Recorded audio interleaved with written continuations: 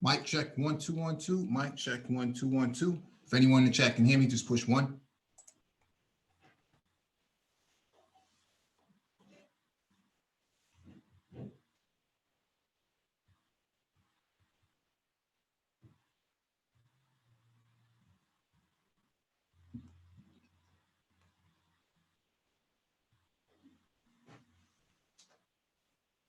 All right, thanks for the confirmation. This is a geopolitical update. Iran responds with retaliatory strikes on U.S. bases in the region. This is the second wave that has come through. The first initial wave, no one knew where it came from. Second wave, Iran takes credit for it. They have hit multiple bases. There are unknown casualties. We've been talking about this on the Black Brain Trust for months, almost a whole year. We pointed out where in the region this would take place, what the consequences would be, as well as what kind of artillery would be used. If you go through our archives, our geopolitical archives, we have countlessly, endlessly talked about this, when it would happen. We said 2020, this was going to happen. We are in 2020 right now. This is what's going down. So let me read the article. This is from RT, breaking news. This happened 3 minutes ago. Iran launched a second wave of retaliation strikes against U.S. assets in Iraq. Let me expand this out. Iran has launched another volley of missile strikes on a number of American facilities in Iraq.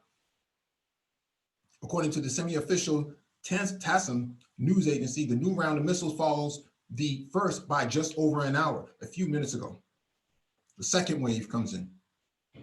The Pentagon confirmed earlier on Tuesday that more than a dozen Iranian ballistic missiles had been fired on U.S. bases, including the Al-Assad air base in western Iraq, vowing to take necessary measures to protect American personnel in the region. Several additional missiles were reportedly fired on another U.S. facility near the city of Erbil. A Pentagon spokesman told Reuters. The Iranian strikes comes just hours after the funeral of top general and Quds Force commander Qasem Soleimani, who was killed in a U.S. assassination strike in Baghdad late last week. Tehran has deemed the killing of the act of international terrorism and promised to take revenge. Earlier on Tuesday, the Iranian parliament passed a bill designating the entire American military and the Pentagon as terrorist organizations, mirroring Washington's own similar designation of the Iranian Revolutionary Guards Corps, IRGC, last April. So here we are.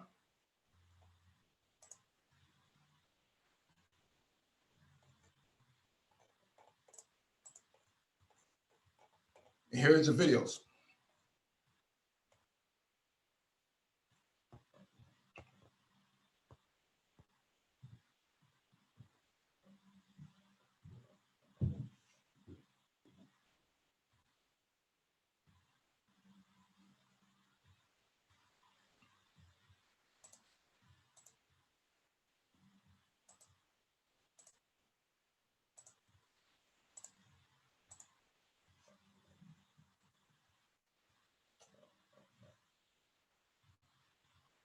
We have talked about this endlessly. This was going to happen, and everybody laughed at us and said, you guys were crazy. You don't know what you're talking about. If you go through our archive of geopolitical videos for the last year or so, the last 9 months, the last 12 months, all of it, what we've said is in the videos. People have laughed at us and said that, the Americans won't move in, the Iranians won't respond. We have done plenty threat modeling about this. If you go through our archive, this is World War III. This is it. Hezbollah has been rumored to be in place to launch missile strikes on Israel in Haifa, where their nuclear reactors are.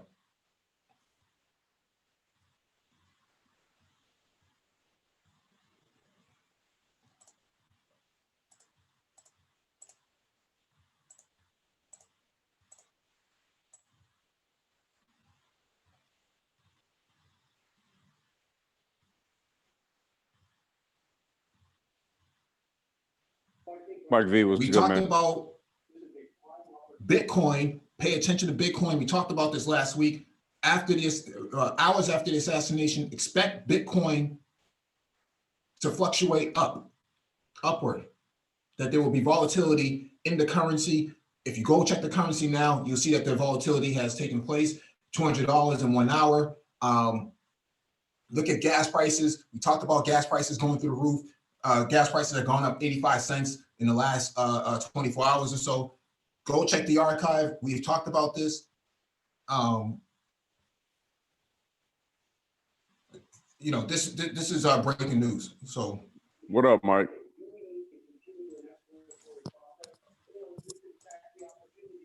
Yo, Mike. Hey, can you hear me? What's going on here? Can you guys hear me? I can hear you. Oh, hey, what's up, man? Is the TV too loud in the background? Yeah, it is. Okay, let me move into a different room. I'm actually watching the breaking news on this shit right now. Mm-hmm. Hold on, let me go over here. Okay. So yeah, I see we had to put the car chat off.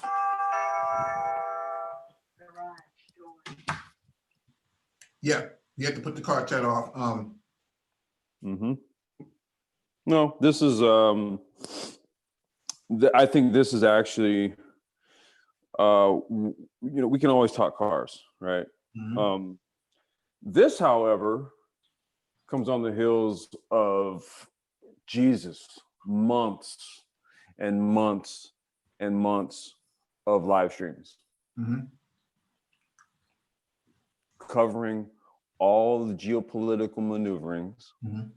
modeling who may do what at what time and when, Mm-hmm.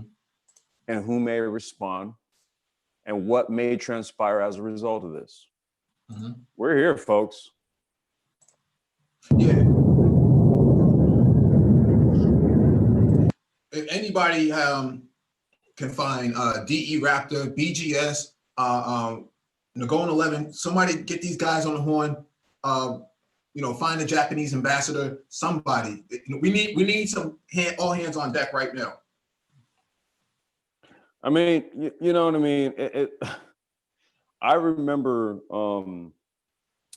these exact scenes right here. Mm-hmm. Iraq 91.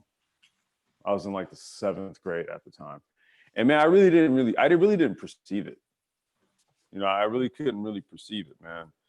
So it's like when I see shit like this right here at 42, you know what I mean? It has a whole different significance, man. It's like I'm not naive to what I'm looking at right about now. Mm-hmm. You know what I'm saying? Mm-hmm. I'm not.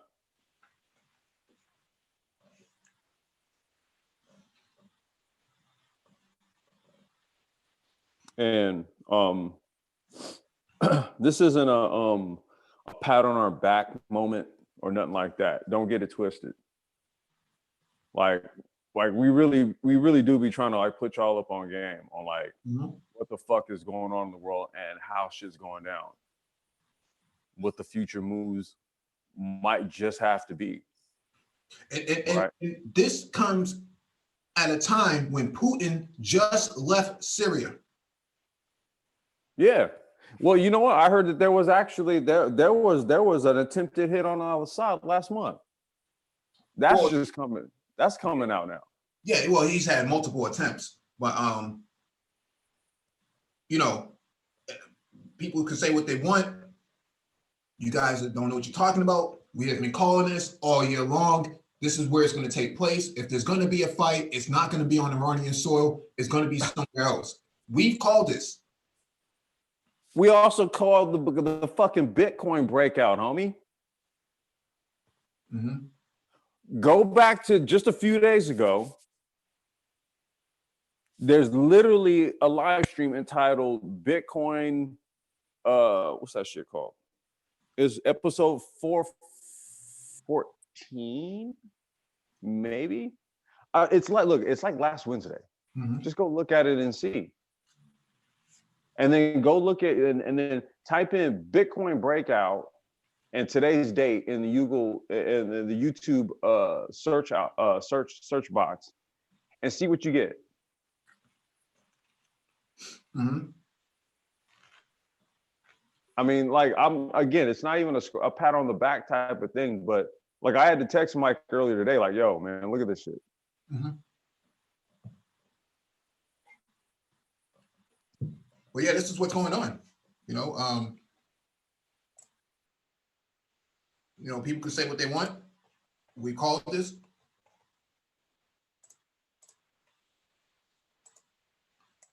What are the implications here for the United States? Who's going to get involved? The Europeans have been very hush on this. They haven't said anything. They're not. I don't suspect that France wants to get involved. France has condemned the assassination on Soleimani. Look, France ain't. Look, they don't want no parts of this smoke. Right about now, Angela Merkel's on some shit like, look, y'all motherfuckers is trying to throw sanctions on us over this Nord Stream pipeline shit. So don't expect Germany to be at your beck and call. Who else is left? Well, maybe Saudi Arabia. What's Saudi Arabia saying? They Kind have of quiet. Wait, say that again.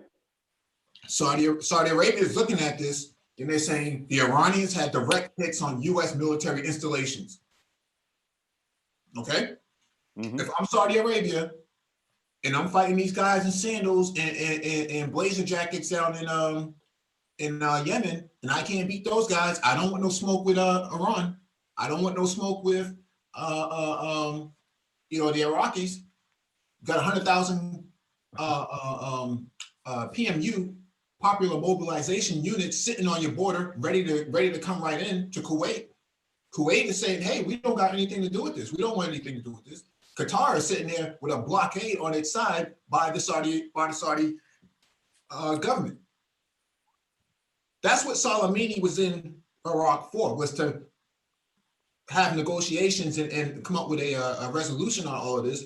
And the drone strike took place.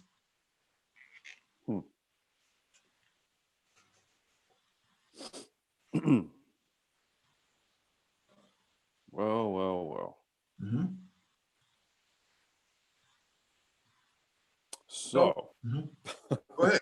Go right ahead. Oh, no. You good, bro. Go ahead, man. You got it. You have Lebanon now. Hezbollah in Lebanon. Missiles ready, fired to fire at Israel. You have Palestinians with whatever artillery they have. Just enough to overwhelm the missile defense system inside the Iron Dome. Will it be effective? Maybe not. But who wants to fight a war on three fronts? You have Syria to the east, you have Lebanon to the north, and you have the Palestinians to the south. You have the Egyptians who are concerned about Turkish involvement inside Libya. I was about to say, because now you got Turkey moving in on Libya. Absolutely. They've already sent troops in. They've already committed. Greece. Didn't we just go in on this shit like 2 weeks ago? Absolutely. You have Greece saying if there's any sort of drilling inside the Eastern Mediterranean across the sea, the island of Crete, that they will have a military response for this. This is happening in real time. You have tankers being hijacked, sabotage. The North Koreans are saying, hey, you Americans are crazy. I'm not negotiating with you after you just killed. Yeah, Kim Jong-un just like took a few steps, like, yo, we about to carry on with our plans, man. Look, we can't trust y'all, man. Fuck that. Are you for real? Yeah. You have the Venezuelan government of Maduro saying, wait, hey, did you see video footage of fucking Guaido trying to get into he was trying to get into like the fucking state capitol, or it was some building he was trying to get into. Mm-hmm. And the motherfuckers on the side they were guarding the building, they were pushing his ass back over the goddamn rail. Mm-hmm. And then he get pushed down to the ground and they lift his ass back up to send it. I was like, yo, what the entire fuck is going on, yo? Shit is real, dude. Like, Mm-hmm. niggas is hypnotized by all this SYSBM bullshit. Yo, man. We've been seeing high alert for cyber warfare activity. Be on the lookout. We've been watching our dashboards to see what kind of activity is happening. This is serious business. Like somebody just noted in the chat, hope y'all own some digital assets. Bro, we threw all y'all that Bitcoin bomb last week. We said, yo, this shit, watch what's going to happen. Mm-hmm. You have protests inside France over the social welfare system failing. This is not a good look, dude. So somebody get Paul Bryan on the phone, please. The German. We need some German intelligence. Where's Paul? Where's Paul, man? Guten Abend, alles zusammen. Oh, wait, there's Paul. Mm-hmm. Well, what's going on, man? What's going on? Complex, Mike. How Yes, you sir. guys? Well, I was watching something on Disney Plus. I was about to head to bed when I caught an alert. I put on the television, and for the past hour and a half, I've been watching something that takes me back to 1991, back to 1990, when I had just gotten out of high school. So, what I want to say is this: just me personally. And I'm not saying that I necessarily disagree with anything that you guys have said. What I would say is this: I'm a little hesitant to call this World War III just yet. Also, I would also like to point out this is an American election year, historical.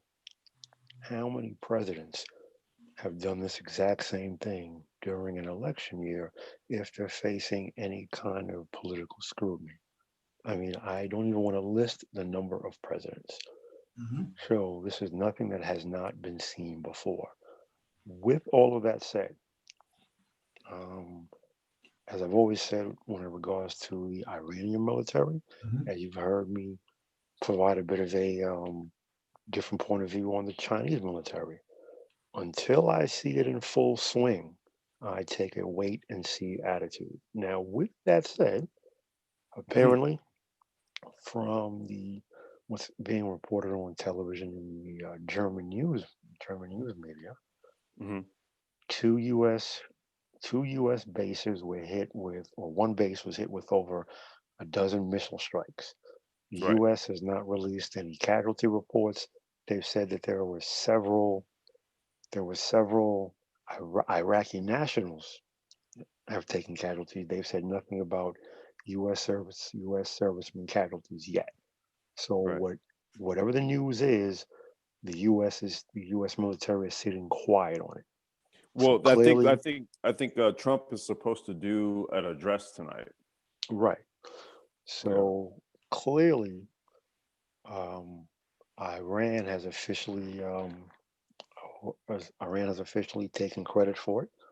So the standpoint, of course, here in Europe, whenever these things happen, are we don't know what's going on. We don't know what the U.S. will do. The German government has not come out and said anything yet. Angela Merkel is actually on her way out. As far as her term, she said she was stepping down, so she will be out of office soon. Who and what's their who's looking like, who's the strong favorite? to replace her, and like what's their political affiliation? The There AFD, isn't. Wait, Who? say it. What was that, Mike? the AFD. You've been following some news, I see. Well, the thing about the I couldn't AFD speak is, German though. wait, what? I couldn't speak German though. The thing about the AFD, people are saying that they see the biggest thing about the AFD speak to the biggest social concern in Germany, that being the refugees. The thing is that a lot of these Arab speaking refugees, they come to Germany under political asylum status as refugees, but they don't want to learn the language. They don't want to integrate into the culture. They don't want to get jobs. They don't want to. They don't want to become productive members of society, but yet they're committing crimes and engaging in drug trafficking and human trafficking. So Mhm. it's a problem. So Germany traditionally has had very open borders, but people are like, okay, now that they're here, what do we do with them? Where do we put them? Where do we house them?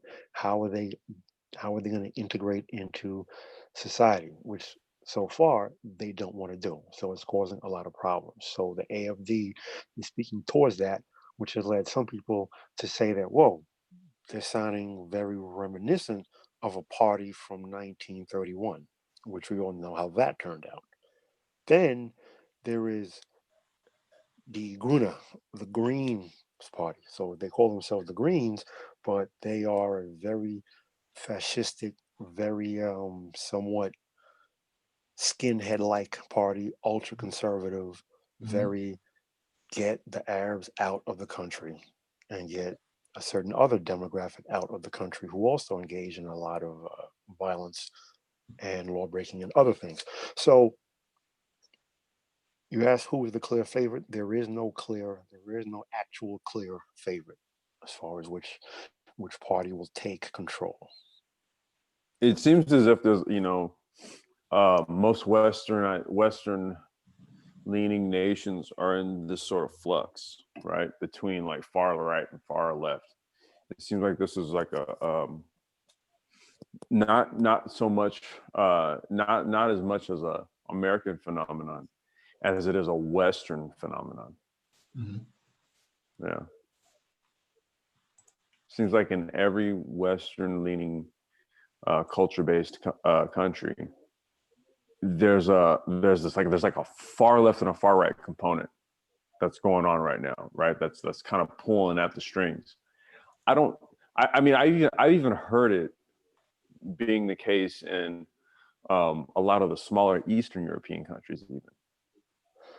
Yeah, you are right to some degree. It's not as bad as it is in America, though.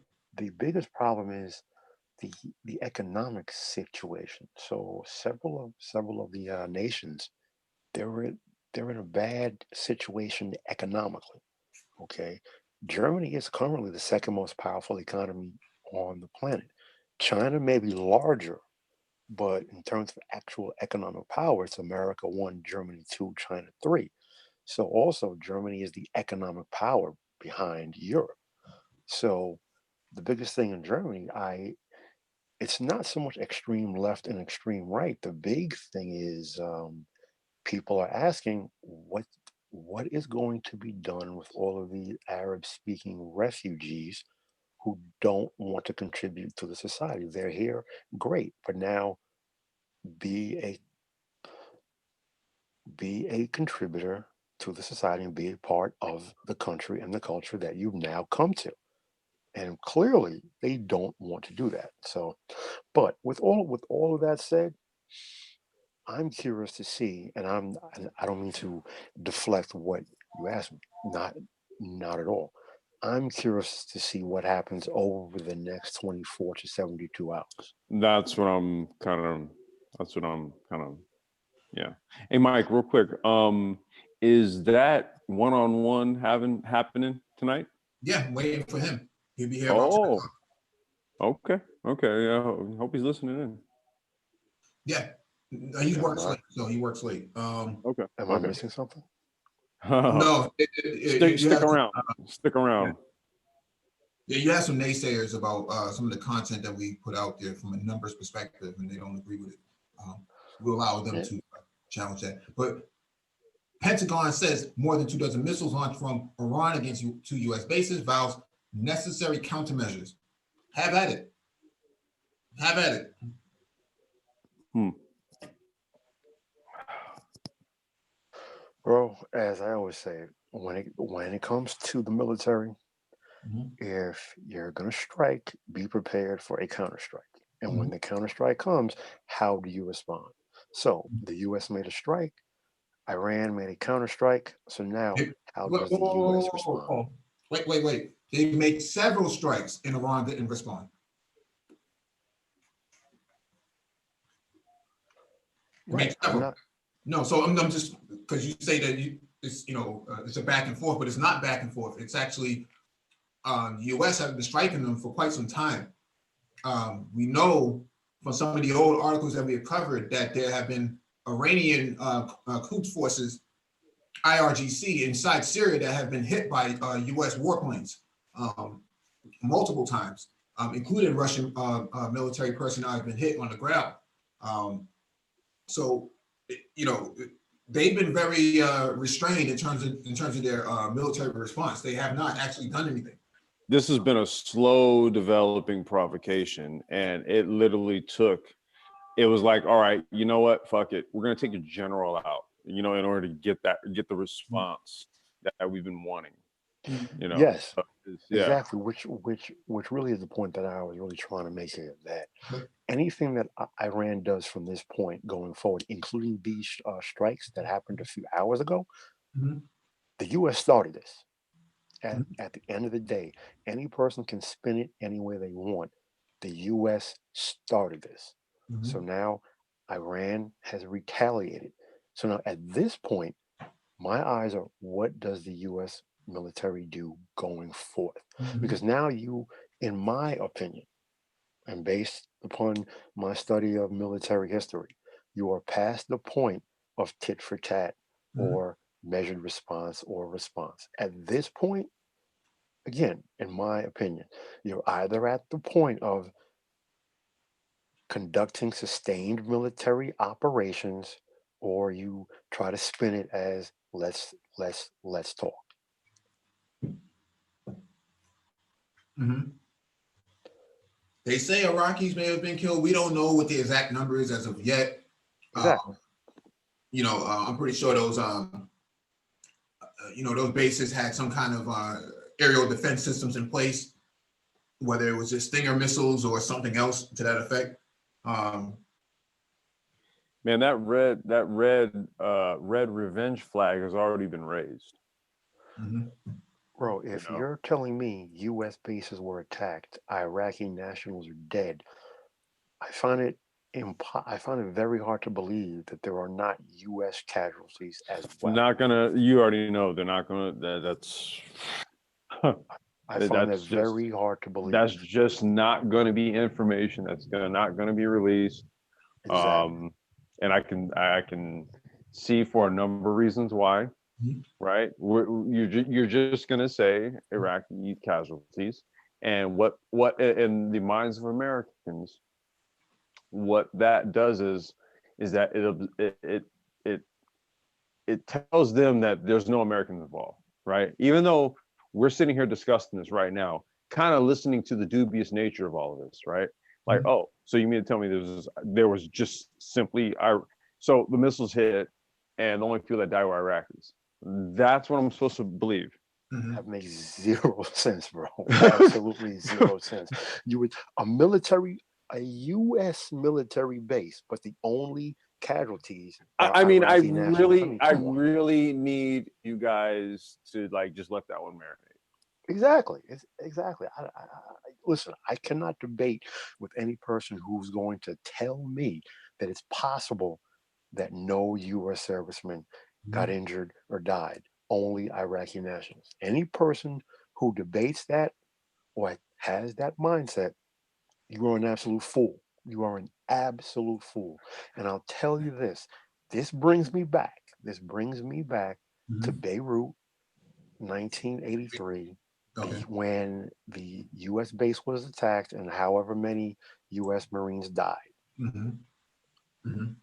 Let, Keep let in me ask, mind that it was only 2 weeks ago, if I remember correctly, maybe 2.5 weeks ago, that Iran, China, and Russia were practicing war games in the South Indian Ocean.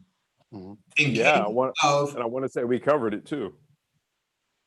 yeah, in case of an event like this, a terrorist attack or piracy on the sea.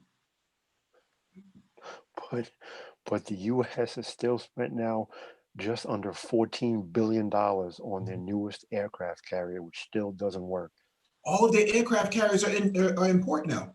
They the elevators don't work. Well, they're not all important. No, half. I'm saying half of what should be there is actually back here getting revamped. Yeah.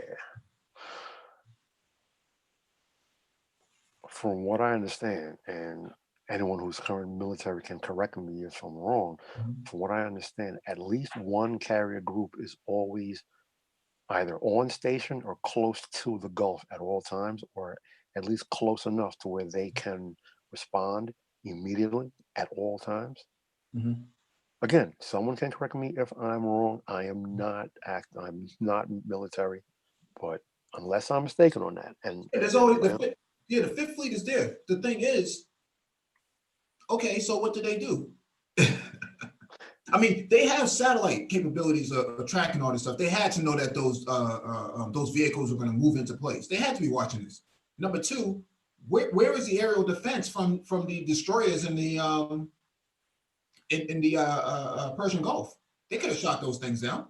which brings me back to what I said about I want to see what happens over the next 24 to 72 hours. And my overriding comment is do not lose sight on everything else. Mm-hmm. I can name you US presidents all the way back to the late 1800s when they're under political scrutiny.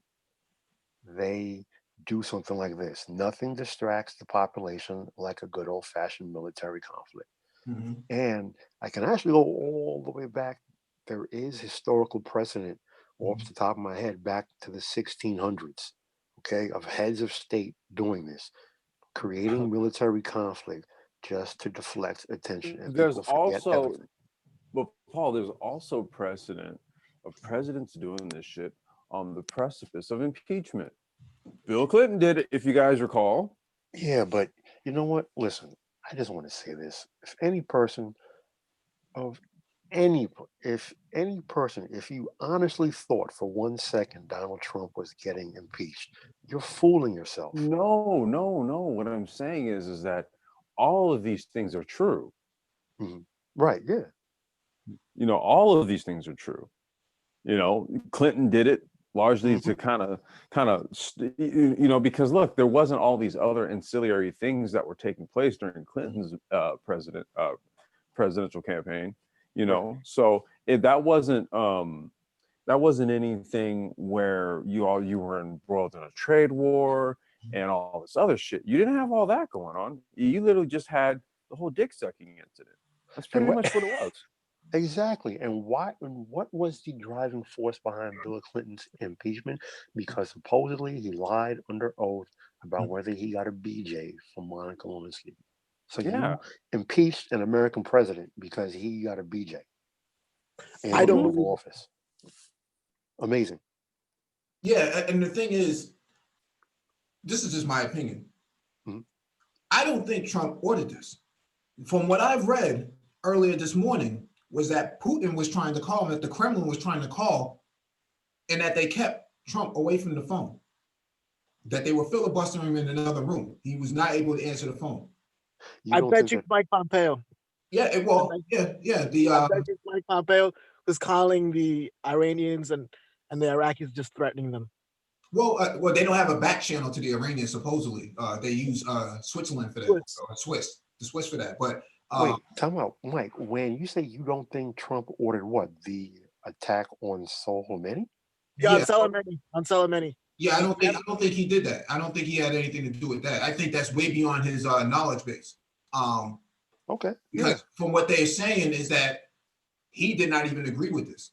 So Well, they may have done this all on their own in terms of Pompeo and those guys. And now you have John Bolton coming out yesterday saying, I'm willing to testify against Trump.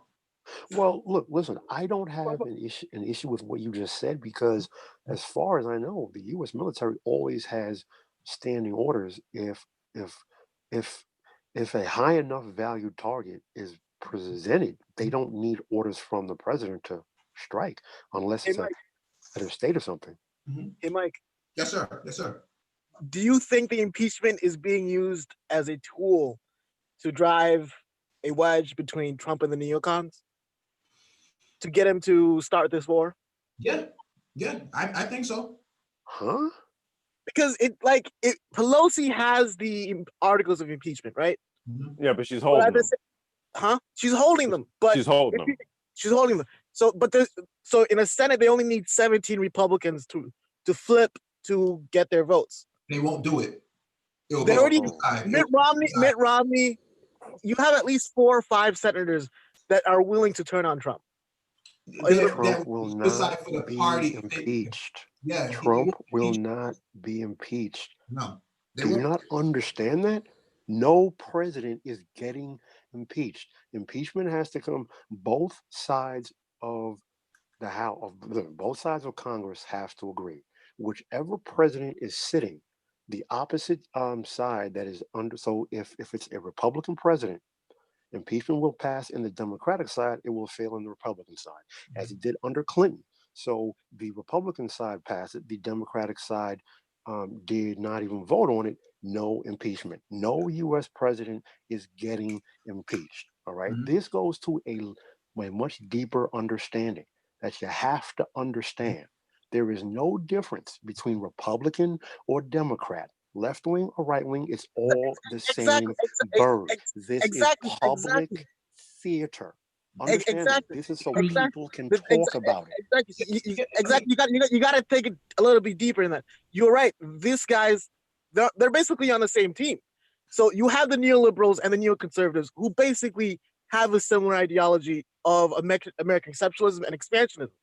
So in the Senate, you only need 17 Republicans to turn against Trump because he's not going along with their interests. Well, that's not the issue, bro. You're still missing it. Yeah, that's not it. Still missing it. That's not the issue. Yeah, that's not it. Republican or Democrat, that does not matter.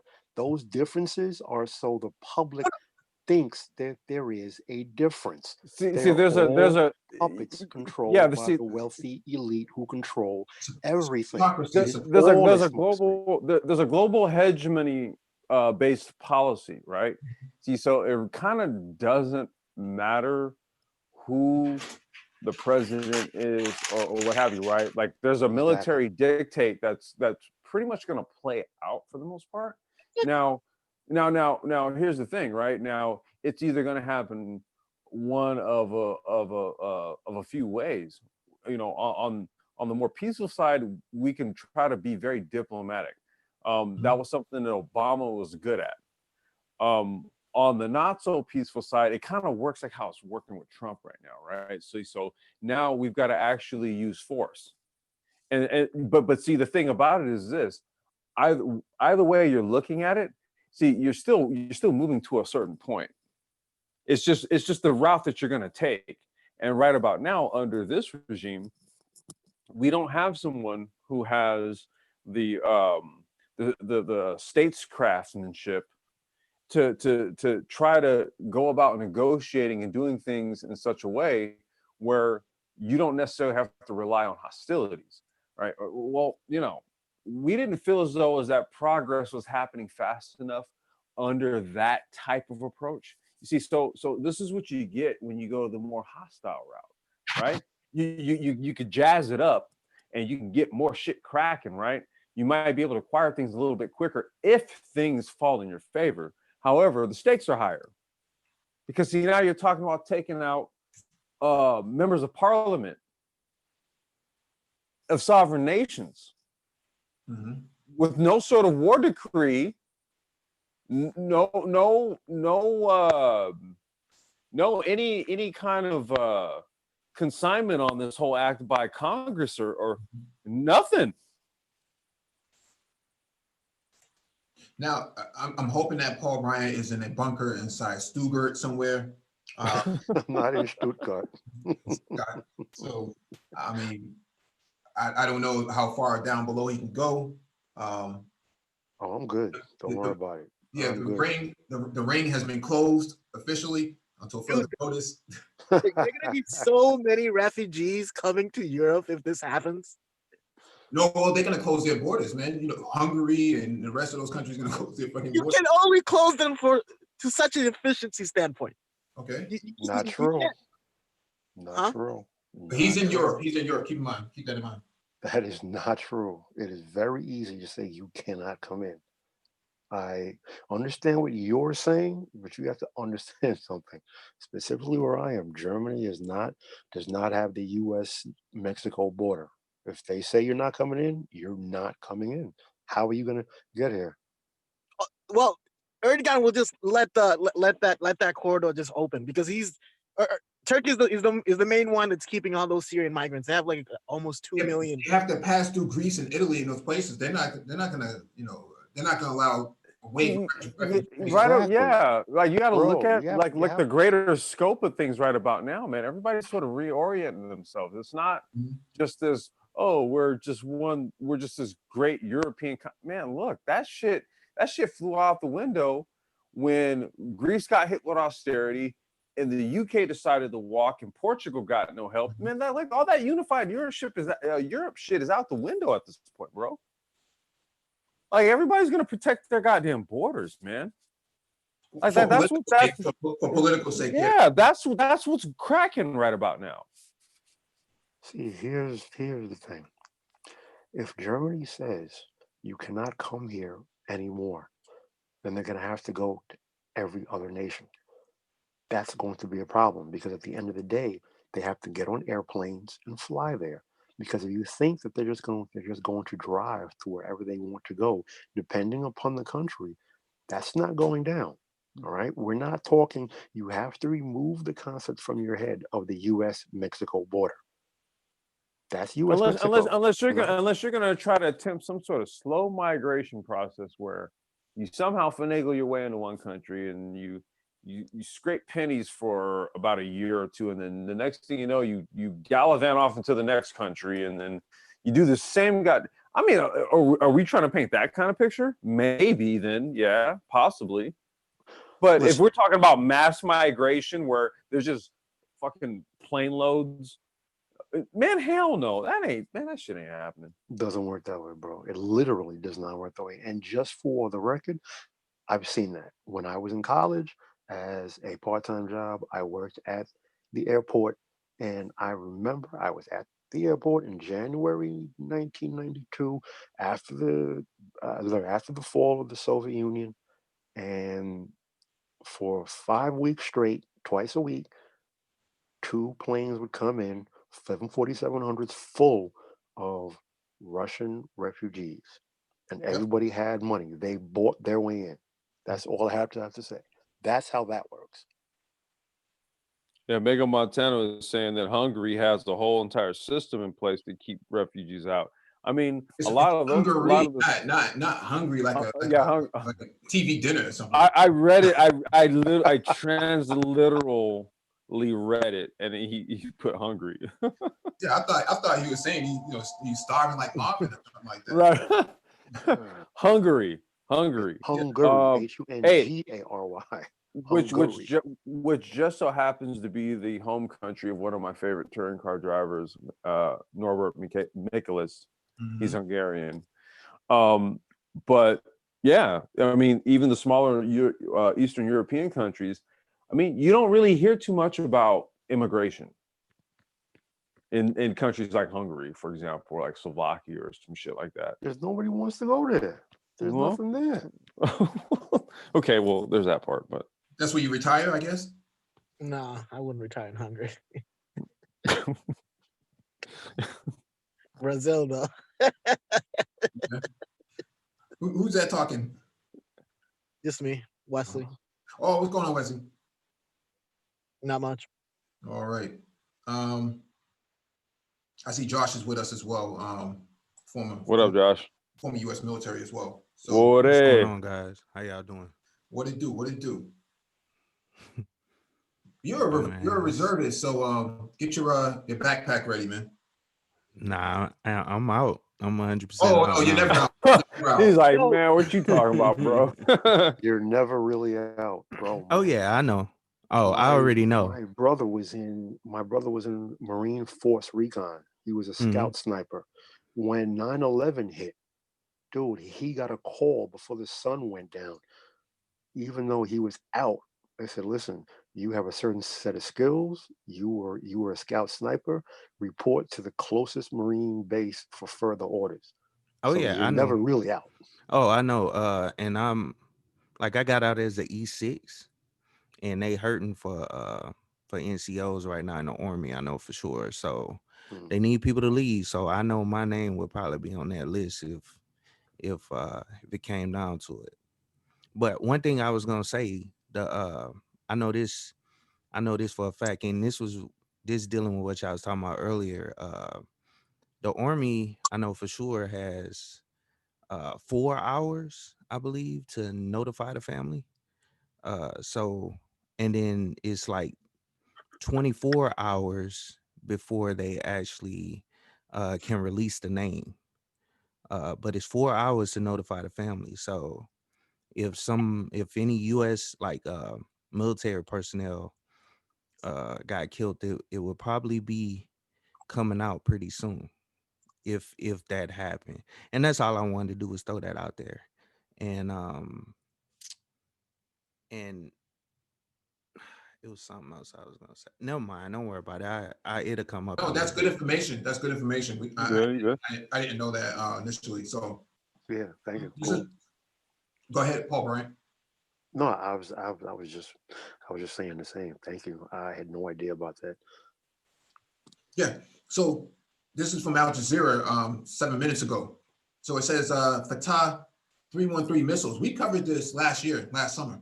What kind of missiles those are? Let's go to YouTube and see what the capabilities of these missiles are.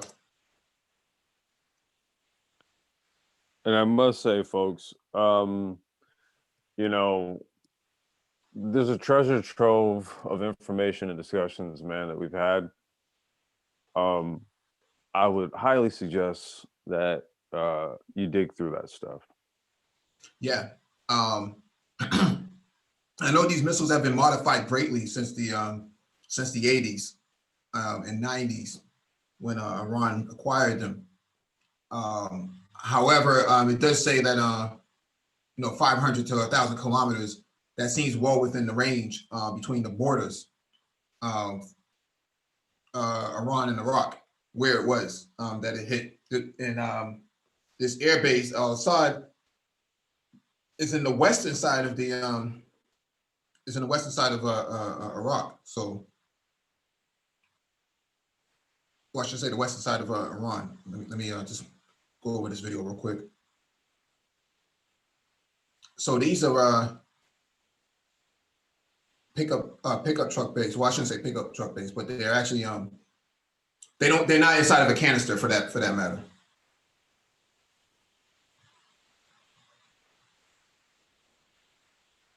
Not if they are on secret or CIA payroll. The info don't have to be released. Yeah, DE is in the chat. I told him to get on, man. Hey, DE. I don't see his name in the. Yeah, if you can, brother. Now they've used these missiles before.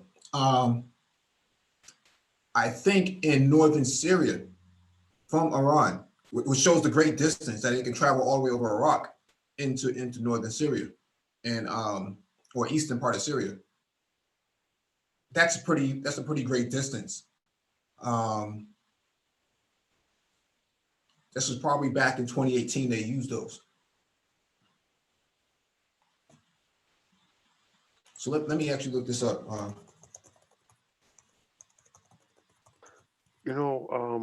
Yes, sir. Tony's Again, in the background. I want to see what I'm very interested to see what happens over the next 24 to 48 hours. What the president says, what the U.S. military does. It's interesting that I was reading a news article. President deployed troops to the region a few days ago, or Mm-hmm. right around New Year's. So I'll be interested to see. Personally, I'm still holding off before I say it's actual World War III yet, until I see an actual war declared. And also, Hey, Mike, what is the keep in call-in mind one number? thing. Oh, the call-in number. Let me find it. Just give me a few seconds. Let me let this video play. Oh, Yeah, And okay. also, JD wants it. and also keep in mind one thing. This is an American election year. There has been precedent for decades of presidents. There's been Starting wars to president. stay in the presidency. Exactly, to distract the population from things during a U.S. election year. So Yeah. on that note, I was actually off to bed, and then I watched the news about an hour and a half. Oh, before I what? jumped on here. You know, just because you're in Germany, that's no excuse. Dude, it's like 3 o'clock in the morning now. It was freaking midnight when I first started watching it. That was 3 hours ago. I thought you were a night owl. I Yeah, am. I do have Paul. jacked. My sleeping patterns are all over the place, but right now I'm a little tired, so I'm Alright. off and I'm out. Hey, wait, Gentlemen. Paul, real quick. Paul, real Yes, quick. sir. Yes. I saw your email this morning before I headed out. I didn't get a chance to reply, but you got Hangouts? Yes. Okay, I'll hit you up. All right, later, bro. Hey, yo, Okay, let me ask y'all something real quick, right? I know this is gonna sound like extremely sinister of me, but it is what it is. Um, Outside of cryptocurrency, during a time like this, when we're talking about either whether it's recessions or wartime, those are almost always the best times to make money. Historically speaking, you see a lot of millionaires made during this time period and stuff like this happening. So outside, Depends I was actually, on your industry. It depends it on your depends industry. on you as it Because yeah, pertains. a and lot of that's, people, some people lose money during wartime, man. Well, yeah, and I'll it's put it like another, this: as it pertains to the common man, the common folks like you and me, is there anything that we can do outside of and, cryptocurrency that and can? that's one thing. And I'm sorry to cut you off. Yeah, I mean, Yeah, go I'm ahead, answering your question though. for sure. But I didn't want to sound sinister as well. That's why I didn't say this off the rip.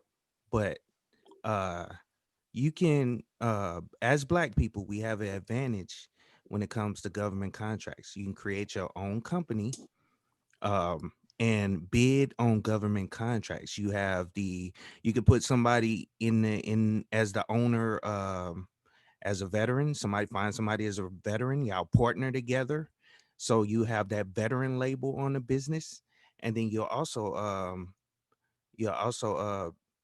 just because of the minority factor, you can bid on government contracts, and you have a better chance of winning those government contracts, uh, um, especially as a subcontract. Like they'll subcontract certain portions of the contracts. Yeah, I mean, and that's one thing. You just stay on usjobs.gov. They got the contracts out there that you can actually bid on. You Well, just let's have to take it set up one. that comp. What's Yeah, I that? was Go gonna say ahead. let's take it one step further. I mean, if you're gonna involve a veteran, if they're gonna be on like your board of directors or they're gonna be a partner, they're listed as like a managing member or something like that, then it's more than just saying that you have a veteran on your board of directors or something like that as Well, part I of your was just saying that's another advantage well, as no, well. what I'm saying is that let's talk about the actual advantages to that, and what that would be is actually leveraging funding. Yeah. Because there's a lot of loans, business loans and stuff like that for vets, depending on the type of industry that you're creating a business for. So again, when you're talking about contracts and stuff like that, I mean, there's like straight line access to funding. You know, my dad's a Vietnam vet, and you know, it didn't really occur to him until just like maybe a few years ago. I'm like the type of shit that he had available to him. You know, so you know, I have a younger brother. You know, my youngest brother and I, you know, we're working on a couple projects here where we may actually leverage some of VA funding that he qualifies for. So there's another component to this. It's not merely just even just having a veteran on it for namesake, but there's also like you, okay, so the contracting is key that you mentioned. There's also VA funding for various lines of business based on, you know, what industry it's going to be in. If you're a veteran and you're a contractor and you got a business, stuff like that, man, there's just funding on the table. So I agree. Yep. And let's say we go into Iran, which I don't know how that would turn out. I'm not even trying to think about that. But let's say we did. That's how a lot of people make money. By setting up infrastructure, meaning setting up networks, all the IT stuff, all the IT work, because one of the three key factors of the military is move, shoot, and communicate. Well, the communication is key. So somebody got to go in. Well, the military can set up their own network, starting out. But as far as if it's a long-term operation, then it's communication. They're gonna want to set up everything. So Well, I will say this. I'm just throwing it out there. Yeah, you know, you could throw it out there. I was gonna say this. There is that whole part to this, right? As to whether you're actually pro all of this shit or not, right? You know. Oh yeah, so yeah. And I I'm not would say saying it that, like that. I'm not no, trying to come no. across that I way. know, no. I'm saying that's going to be the question that individuals, right? That would be one of the determinant things, right? Is this something that you're going to pursue Yeah. as a way of you know getting enriched through business and industry, right? As a military contractor. Now, I'm not saying that's a bad thing. That is one lane or one venue. Mike has spoken to it at length about brothers creating security firms and military based companies that develop various applications for that industry. So see, I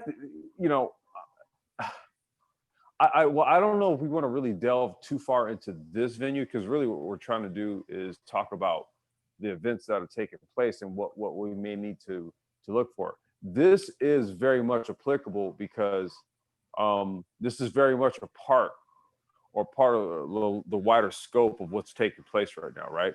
You do have military contractors on board, you carrying out various functions and tasks in various places. You do have that. And I understand, bro. And I apologize. I was No, just, you're good. You're good. I ain't wanted to come off that way though. You know what I'm saying? That's why I didn't jump right into that. Because no, what I'm saying is this is all very new. Yeah, but Yeah. see, this is what's taking place is all very, dude, this is all within the last hours. And yeah, well, you know, also it's not about being pro any of it either. It's just about us as a people. We gotta just learn how to capitalize off this kind of stuff when it happens. Well, You that's know what I mean? was saying. You know, it's kind of like, okay, depending on where you lie within all of this, okay, there's opportunity across the board. This is ultimately what we try to espouse here, right? Like as hello? Yo, Iran said if there's retaliation for those two attacks, they will attack Dubai and Haifa. Wait. Say that again. Iran said if there's retaliation for the two attacks they just did, they will attack Dubai and Haifa. I literally think Mike just earlier was talking about the Israel component and all this. So Dubai has a military, U.S. military base there. Right. Jesus Christ. Dang, this thing's escalating quickly. Yeah. Quickly. Jesus Christ. I mean, so look, not really to digress too far from what we were trying to do, but no, brother. Okay, let's table that, because that's a very relevant discussion. We've had it previously, and it is very much relevant to what we're talking about. But I mean, shit, you got stuff coming off the wire like this here, where they're like, look, if y'all throw some smoke back for the missiles we just launched, we're getting at Dubai and Haifa, holler back. I mean, Jesus. I mean, do you think If you look, if Zone, if we are to apply just a little bit of common sense and logic here, something that tells me that you would already go ahead and throw missiles and take out their top military general. If they told you, look, holler back at us and we're gonna do this, something tells me you're gonna holler back. I don't know. Well, yeah, I think that Iran did retaliate, and I think America is going to retaliate. And then the U.S. doesn't do it, right? Well, they would have to be gutsy enough to go into Iran and strike any sort of Iranian facilities. Yeah, I think that's what they're going to do right now. Since don't they have like a nuclear factory too? They do, but those things are heavily protected. So what shot down the U.S. Drone last year was their S-300 surface-to-air ballistic missile system. That missile system is still pretty accurate, from what I understand. It can pretty much hit anything that's in the sky, which is why everybody seems to want them so badly. The only thing I can say about that is if the U.S. is not going to put boots on the ground into Iran, that would be worse than going into Iraq in 2003. Because with so many IEDs set up for them, it would be a losing war for them. Not saying that the U.S. military isn't capable of taking over Iran, but you would need 1 million troops to go in there. Man, it's just, yeah, in an ideal scenario, yeah, you just got that kind of manpower, man. But yeah, I mean, don't forget that the Tomahawk cruise missiles that went into Syria, when Wallace said that, on was it MSNBC or CBS or whatever it was, those beautiful missiles, going into Syria, disgusting. Yeah, I remember that. Discussing sort of analogy that they were trying to make. Those missiles, half of them were brought down by electronic warfare capabilities. Don't put it past Iran that they do have those electronic warfare capabilities to bring down any of those cruise missiles that plan on going in there. See, that's the thing. I don't put it past them that they have that ability to do that. I think what we're talking about here is that like there's not going to just be like one round each of clapback and then this all just dies down and we all go back to our daily mundane lives. Dude, this one doesn't have that feel. Mm-hmm. This one's probably going to be like maybe 30 years at least. This one doesn't, like I said, going back to Iraq 1991, I was in the 7th grade.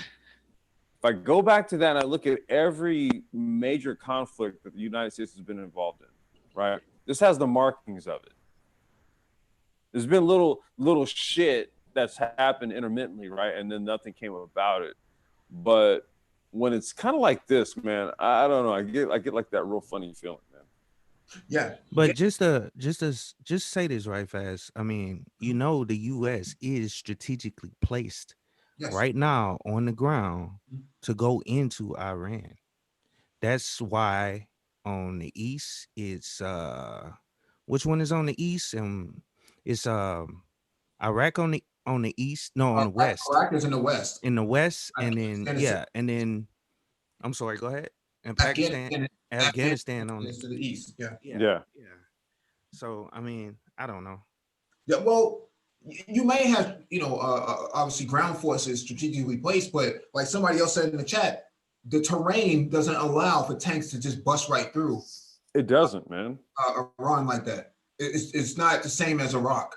Not saying that the U.S. military isn't capable of taking over Iran, but we don't know how many other paramilitary forces will join. There's 100,000 sitting inside Iraq right now. Keep in mind that Syria also has a joint military defense agreement with Iran that if Iran is attacked, Syria has to come to the defense of Iran. weak as their military is, it's still, a bullet is a bullet, man. Whether it comes out of a 22 or a Kalashnikov, man, that shit hurts. So, this is Turkey already said this morning. Erdogan said this morning, "I'm not letting the United States use the Incirlik air bases to attack Iran. That they stand on the side of Iran." Man, they're looking at this type of look. They're making their moves on Libya, man. They're opportunists in their own right, man. They really ain't trying to be concerned with what the United States is trying to do right about now. Well, they have to take Libya because if they don't, then they lose that opportunity, that window of opportunity. Exactly. To back the United Nations nationally, globally recognized government to the West, and have to go against Khalifa Haftar in the East, where he just took Sirte, I think a couple of days ago. But there's been back and forth clashes. This the whole Middle East. Real time shit, man. This is real time shit right about now. Yeah, the whole Middle East is on fire right now in terms of conflict. This isn't like us just making this up. There's people dying out there right now.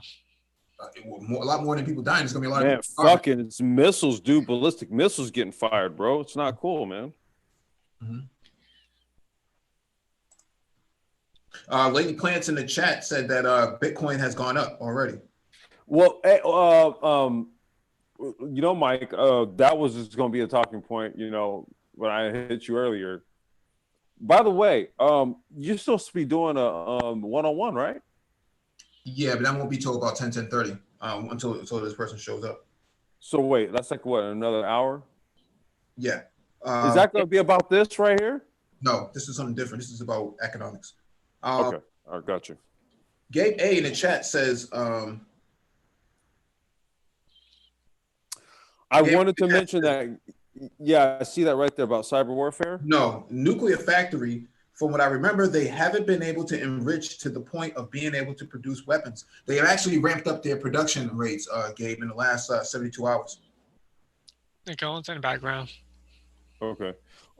Gabe, when you talk about the possibility of cyber warfare, okay, so we've talked about this before when we talk about like the scope of like World War, and why the position that I took on this was that we were already in it, because war is happening on various levels. It's happening economically, it's happening in theater, and it's also happening in cyberspace. Now, I honestly believe as though you're not going to really hear about the cyberspace aspects of this. That's just not coming out. But I think it's happening more there right about now than anywhere else.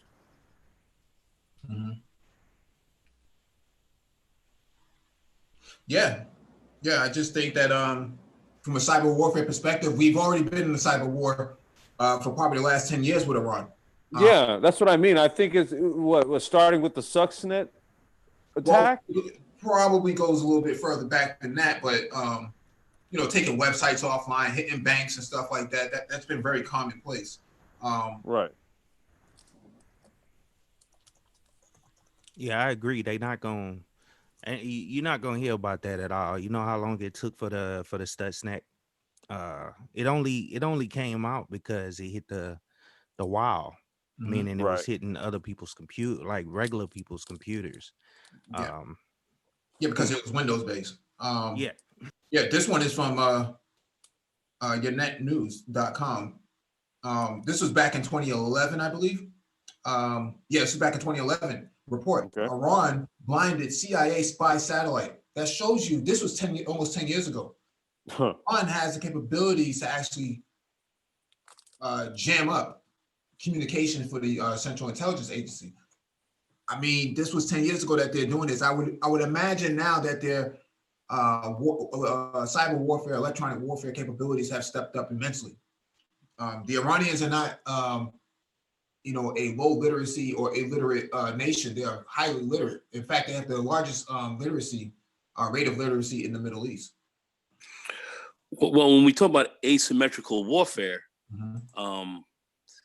and we want to take a look at it, this would be a part of that. And this is one of Iran's strengths. Yep. So quite frankly, this is a war that they've not only been engaged with us for a while, but are quite well prepared in which to fight. So, that's why they've kept this quiet. And like I said, that came out and really kind of let people know kind of what was going on a little bit more on the ground. This has been going on for quite some time. Back even in the days of, when who was it? McCain walking around talking about bomb Iran and all that kind of stuff when he was making jokes about it. But this has been going on for quite a while right now. So so this is a this is pretty serious.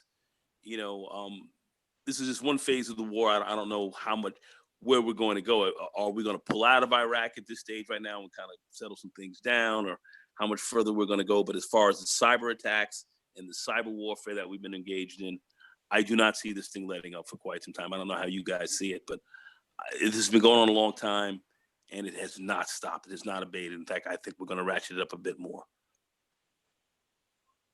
Yeah, I'm surprised. Iran didn't have the capabilities to find that drone that was used to assassinate Soleimani. So, Qassam. Yeah. That was interesting. So how that got through that was very interesting. But anyway, yeah, that's a great question.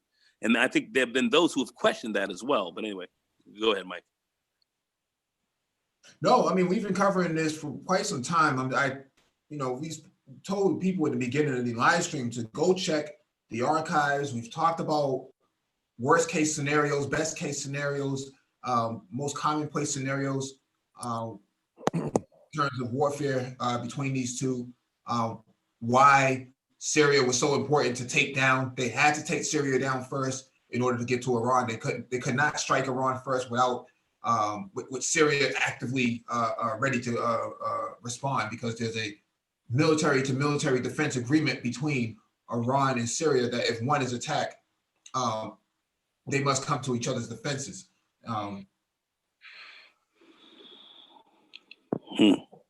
Gabe A is actually giving out some very relevant information about cyber warfare capabilities and APT, which is advanced persistent threats. So he's very well versed in what he's saying.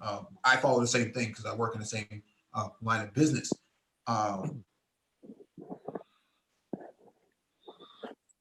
It doesn't. Lance Brown says the drone was not in Iran's airspace. It doesn't matter if it was in the airspace of Iran.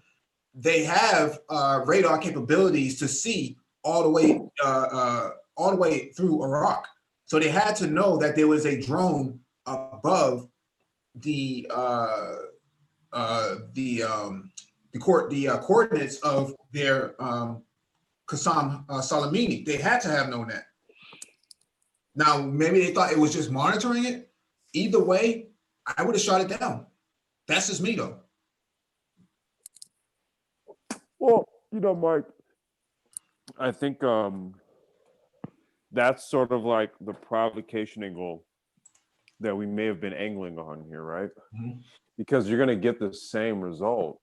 Think about it. So if I have a drone that does, circling routes, surveillance routes, right? Mm-hmm. And then Iranians pick it up and they say, okay, we know this is a drone that does this, mm-hmm. right? But this time, it's got a missile on it. Yeah, Lance Brown says again, distance and resources. They had the resources. We just showed an Iranian missile strike. They had it. They got it. What I'm saying is that maybe. And I don't want to put this out there to suggest that they miscalculated, but I just think that they may have. Yeah. And then the U.S. was like, yo, we want this smoke. Mm-hmm. Yeah, because they have the S-300 system. The S-300 system can hit all those missiles all around that area. Now let's just say that. And now, Mike, what was the scenario that you were painting out there just a minute ago? In terms of what strike capabilities? What? Yeah. Right. So, for example, so let's just say that they shot the drone down.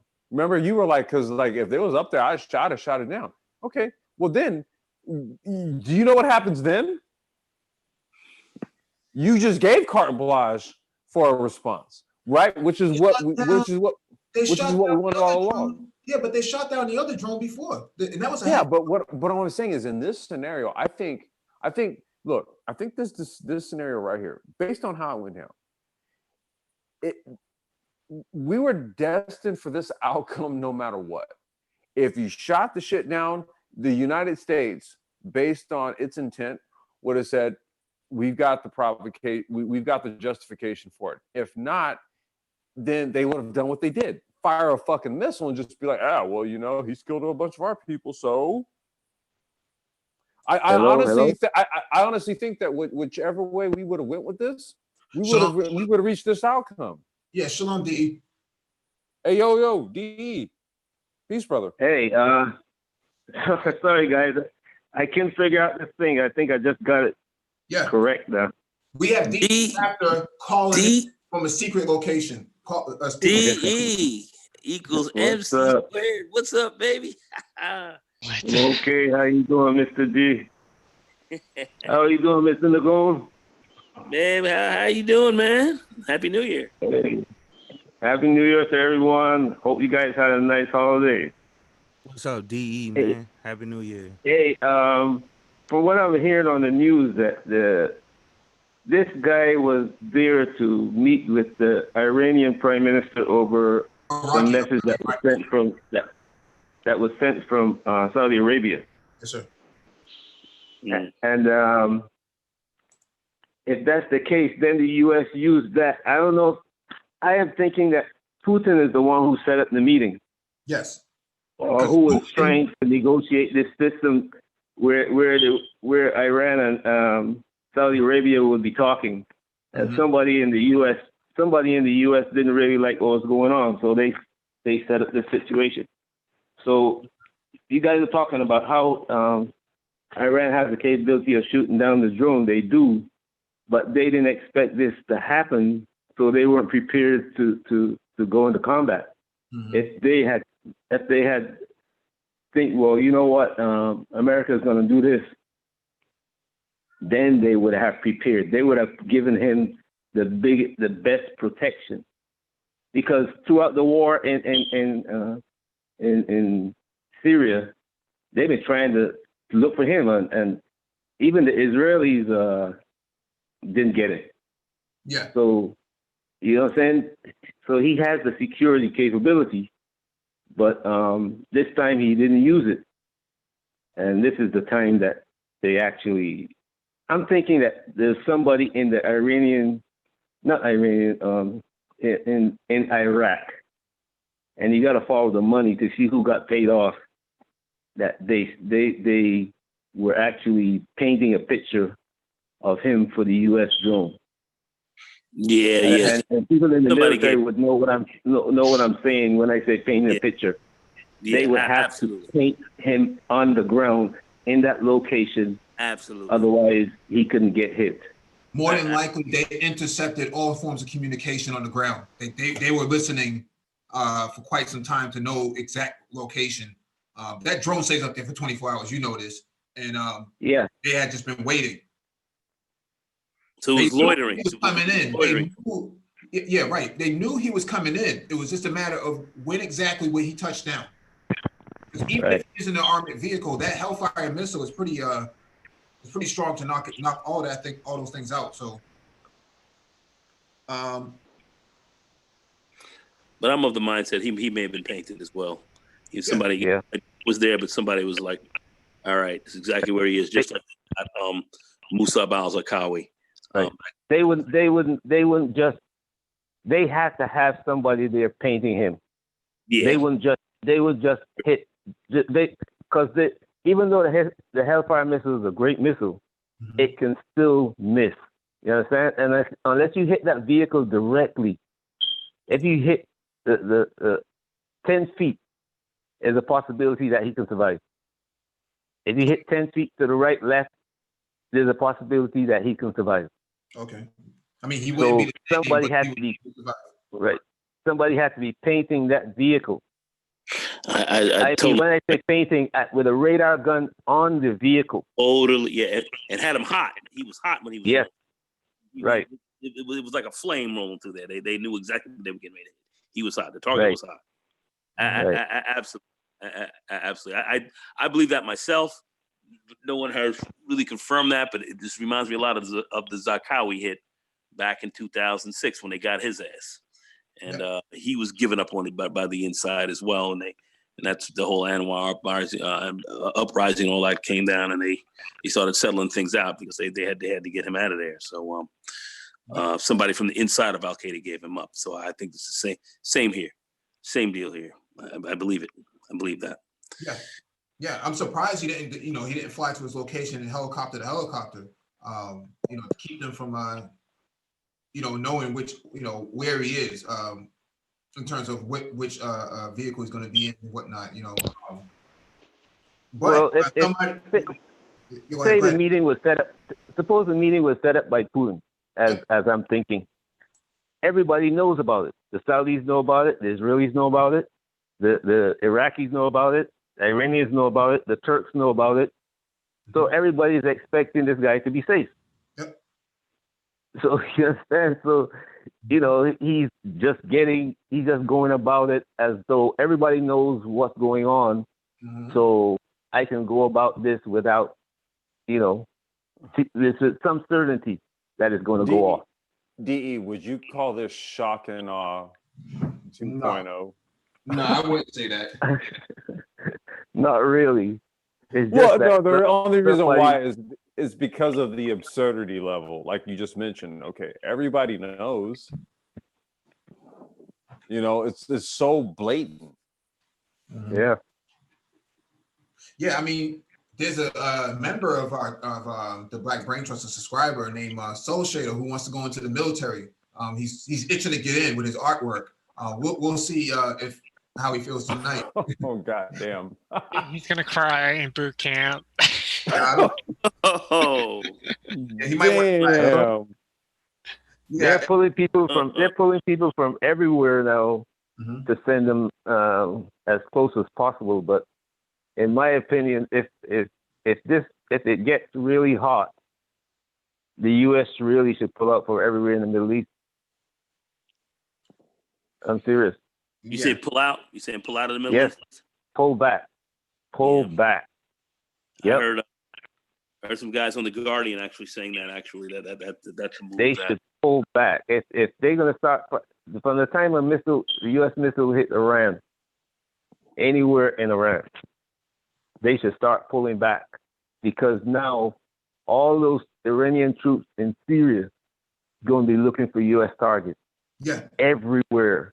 Yeah. In Iraq, all the Iranian assets everywhere, and they're going to be looking for U.S. targets and embassies. All of these. If the U.S. hit anything in Iran, everything is target. Unless the Russians and the Chinese hold back the Iranians. Well, somebody in the chat just said Russia and China are eerily quiet right now, oddly quiet. I don't think that they're quiet. I think that they are caught off guard themselves. I'm pretty sure that they have some form of forewarning, but they don't have lift capabilities to even situate themselves in this whole entire incident. China is still building out their warships, their naval fleet right now. Yep. Russia does not have, they're still dealing with Syria. They're still pulling out of there, and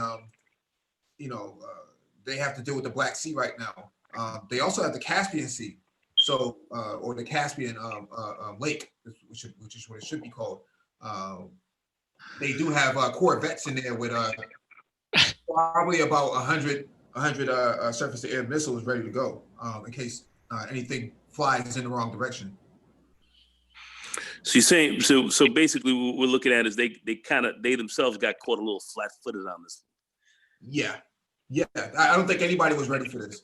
Nobody's ready for this, because even Turkey, they're still dropping their troops off into Libya. They don't want anything to do with this at this point. I mean, they don't want to fight a war on two fronts.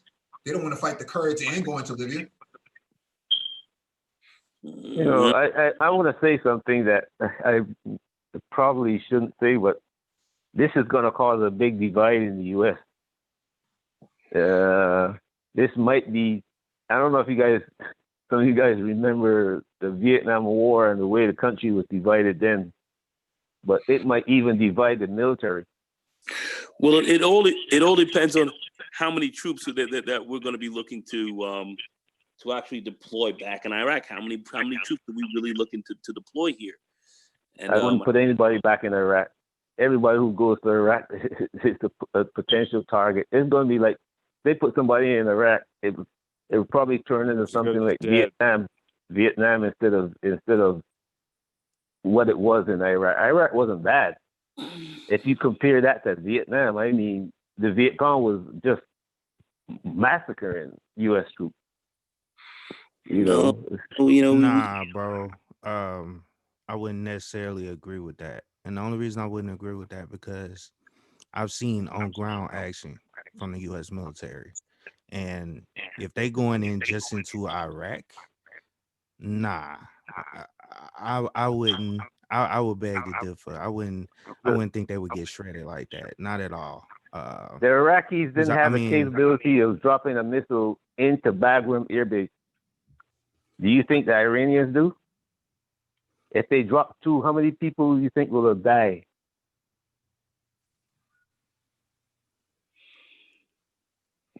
Hello? Hold on. Say that again. The Iraqis didn't have the capability of dropping missiles into Bagram or any other base that the U.S. has set up. They had 50,000 people in there. How many people do you think will survive a missile back into Bagram today? I mean, I understand that, but they obviously right now in Iraq, those targets are known. Talking about nobody moving, is firing at them. I'm talking about move. Was that? Nobody is laying down any artillery on top of them. And I get that. What I'm saying is that if we going in, they're not gonna know where we are. Those targets that they hit today are known targets. If we're in there, we're gonna be moving. It ain't no sitting still. Right now we're in what they call a build up phase where they're building up, trying to rebuild Iraq and set up so the targets are known. Everybody knows where the bases are in Iraq. But if we're going for war, nah, they ain't gonna know where the hell we at, bro. Yes, bro. They're gonna know where you are because the Iranians have spies all over Iraq. They're Iraqis that work for the Iranians. I mean, I get that, bro. The PMUs. So we also have Iraqis that work for the U.S. That's military. the same thing what happened in Vietnam. Every American, every Australian, every British had a target on their back because the North Vietnamese had people everywhere. You be walking down the street and walk past a North Vietnamese soldier and don't know you walk past one. Let's stop with the false equivalences here, okay? Okay, look, an Iraqi who works for a U.S. military contractor or something like that, what do you think his role is? He's a functionary. He's actually the laborer. He's the one to carry out some shit. An Iraqi who works for an Iranian, what do you think his role is? Intelligence. These aren't you don't make an equal, oh yeah, there's Iraqis who work for the United States and who work for the Iranians. No. Yeah, they are, but make no mistake here, they're carrying out two different tasks here. Yeah, well, yeah. I mean, Iran is not some, prehistoric, military that's sitting around, with slingshots and bows and arrows. They have immense electronic surveillance capability. They've proven that in Venezuela that they were spying on the U.S. military from there. So I'm not saying that keep it techie Josh is wrong. Josh is a former U.S. military on the ground, so he has firsthand experience in dealing with land warfare capabilities. D.E. Raptor is also former U.S. Air Force, so he has aerospace knowledge as well on this. So I think what we have to keep in mind is that if you can think it on this panel, they have it. Right. they're not some low literacy, illiterate country like something like Yemen or something like that. Even Yemen has all the capability to take down the Saudi government, and they're just holding back. And you imagine these guys are in sandals and towels wrapped around their heads, so in bathrobes. So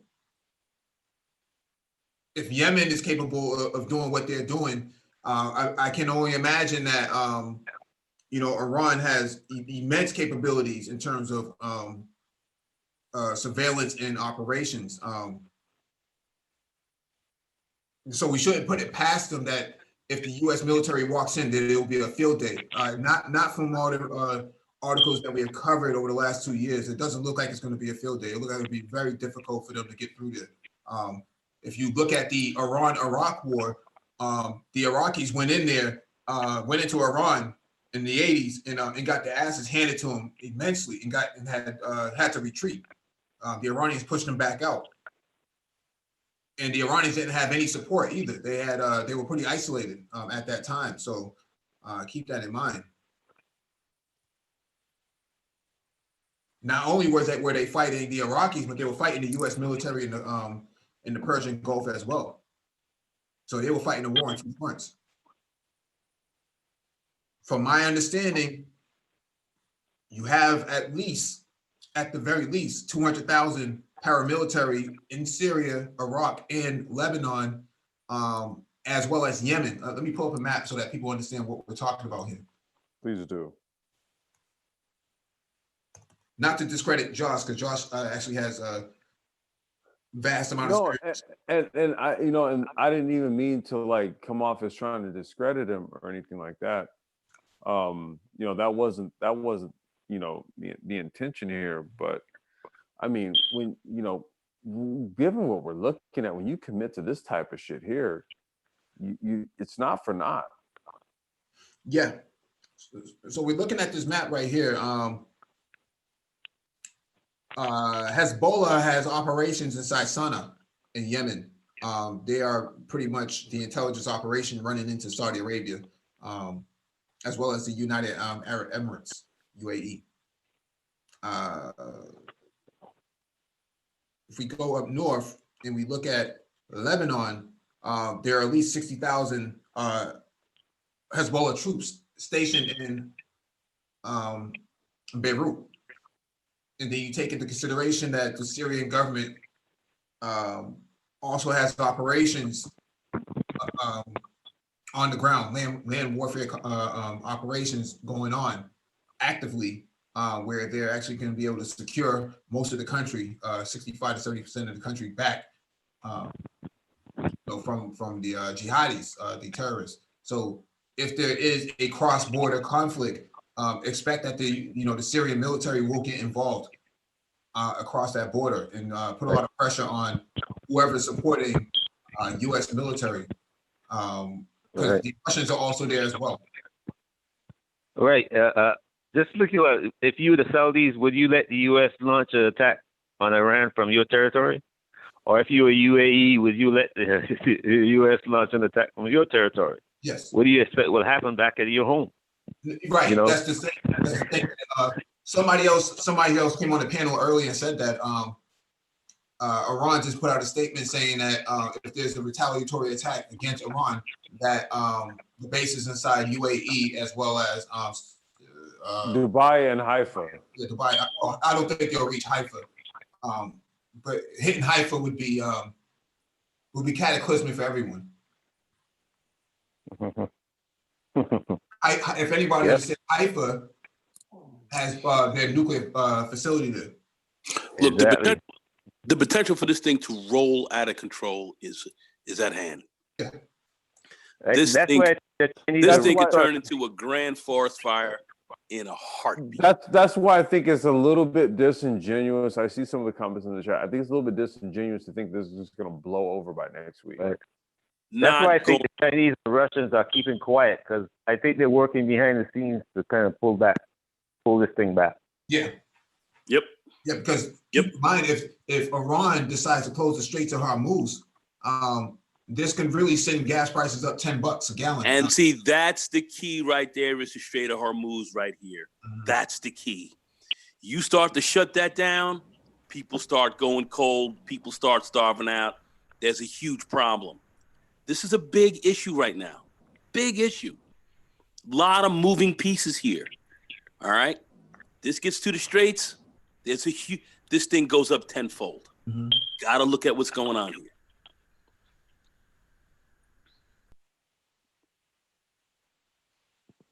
Do you think Russia will work with the U.S. on this one? They would have to, because Russia would be the back channel for all of this.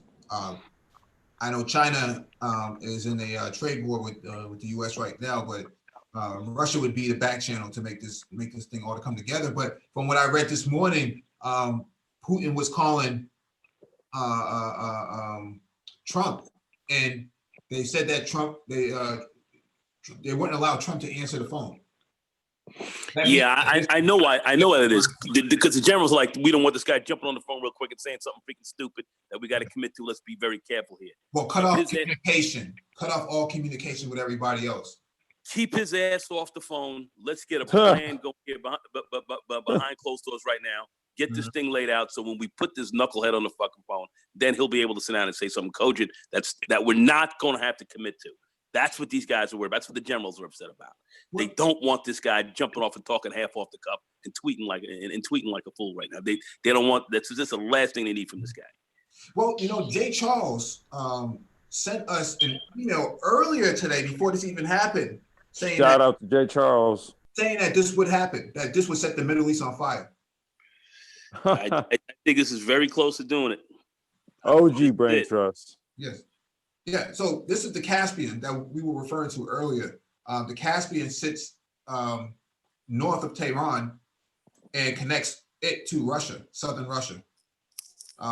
It's a shared lake. I don't know why they call it a sea. It's kind of stupid. A sea is a body of a lake. Yeah, it's a body of water that connects to the main ocean. This does not connect to anything. But this body of water has multiple corvettes, ships in there that belong to the Russians and the Iranians, and so this area is supposed to be protected in case of a terrorist attack. Terrorist meaning foreign military. In case of emergency, break glass. Russians would send their warships down, their corvettes down here, like they did back in 2015, and fire cruise missiles all the way into Syria, right? That was the distance that they used. I think they fired about 26 to 30 cruise missiles from there. And they all had, from my understanding, they were 99% accurate hits. Hey, Mike, somebody asked in the chat, Cat O'Doyle rules. Okay. If any of you guys know that reference, shout out to that guy right there. Did Iran say they will keep attacking, or is that it? Didn't we just read something that did they shoot off like 3 more missiles or something like that? Or what's they hit 12, they launched 12 and hit their targets. But they, the US said an hour ago in the press conference that they're thinking about they're working on countermeasures right now. Countermeasures mean that they're going to hit something else. Okay, what else did they hit in Iraq that belongs to the Iranians? Are they going to decimate the popular mobilization units, the Hezbollah inside Iraq? Because the Iraqi prime minister has already said that it's time for you to go. Right, all foreign militaries must leave. Okay, well, where's the U.S. now? Where's British? Where's the British and the Canadians? Did you read the article I sent you? It says that the what's called are pulling out. The general in charge already said they're pulling out because the Iraqi says they want us out. Well, I read that. I can bring it up if you want me to bring it up. No, I just remember reading that article and I sent it out to everybody. Yeah. And then this happened. Yep. Yep. Well, DE, you're never too old to be recalled back in, man. They may have to, let you fly those P-51s. No, bro. shit. They already got my son. Mustang. They already got my son. I don't know if he's going to end up there. As a matter of fact, he was supposed to be there right now, and they took him off the list 2 days before he got deployed. He was Those Mustangs supposed were to be great planes. He was supposed to be in background. Yeah. But Yeah, hey, what's going on in the chat, man? We're over there, hiding people and deleting people's messages. What are y'all doing, man? Oh yeah, what's going on in there? I think Hey. people are just hating on Trump, and I guess people are blocking him. Is that what it is, man? We got like a whole bunch of people, dude, and a bunch of people I've never even heard of. Okay. With a bunch of Trumpites in there. If you're No, it's just randoms. I don't know. They're kind of all over the place, maybe. Yeah, well, I think Soul Shader is rethinking his enlistment now. You might want to try the Salvation Army. That there may be some peacetime in there. Hey, dude. God damn, dude. Maybe the Coast Guard. Woo. Yo.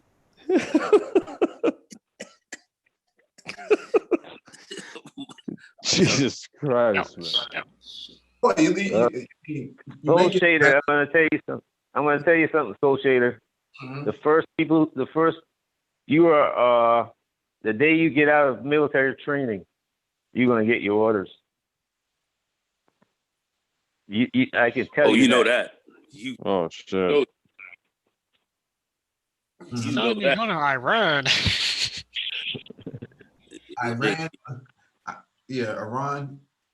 Iran. I walk. I do something. Oh shit. Yeah, next you're going to Iraqi. Well, Turkey has situated themselves in Libya. Egypt is watching all of this. Egypt is not happy about this. Israel is not happy about this. Greece is not happy about this. Cyprus is saying, you guys are kind of crazy. Get out of our neighborhood. Like I said, Erdogan was just in Tunisia. Hey, Mike, real quick, dude. Can you wrench up Truth as I Know It? He was on. He's not only in Tunisia. That brother is all the way down to Kenya, Tanzania. Mm-hmm. Erdogan is going into Africa with vigor. I mean, between him and the rest of the Chinese.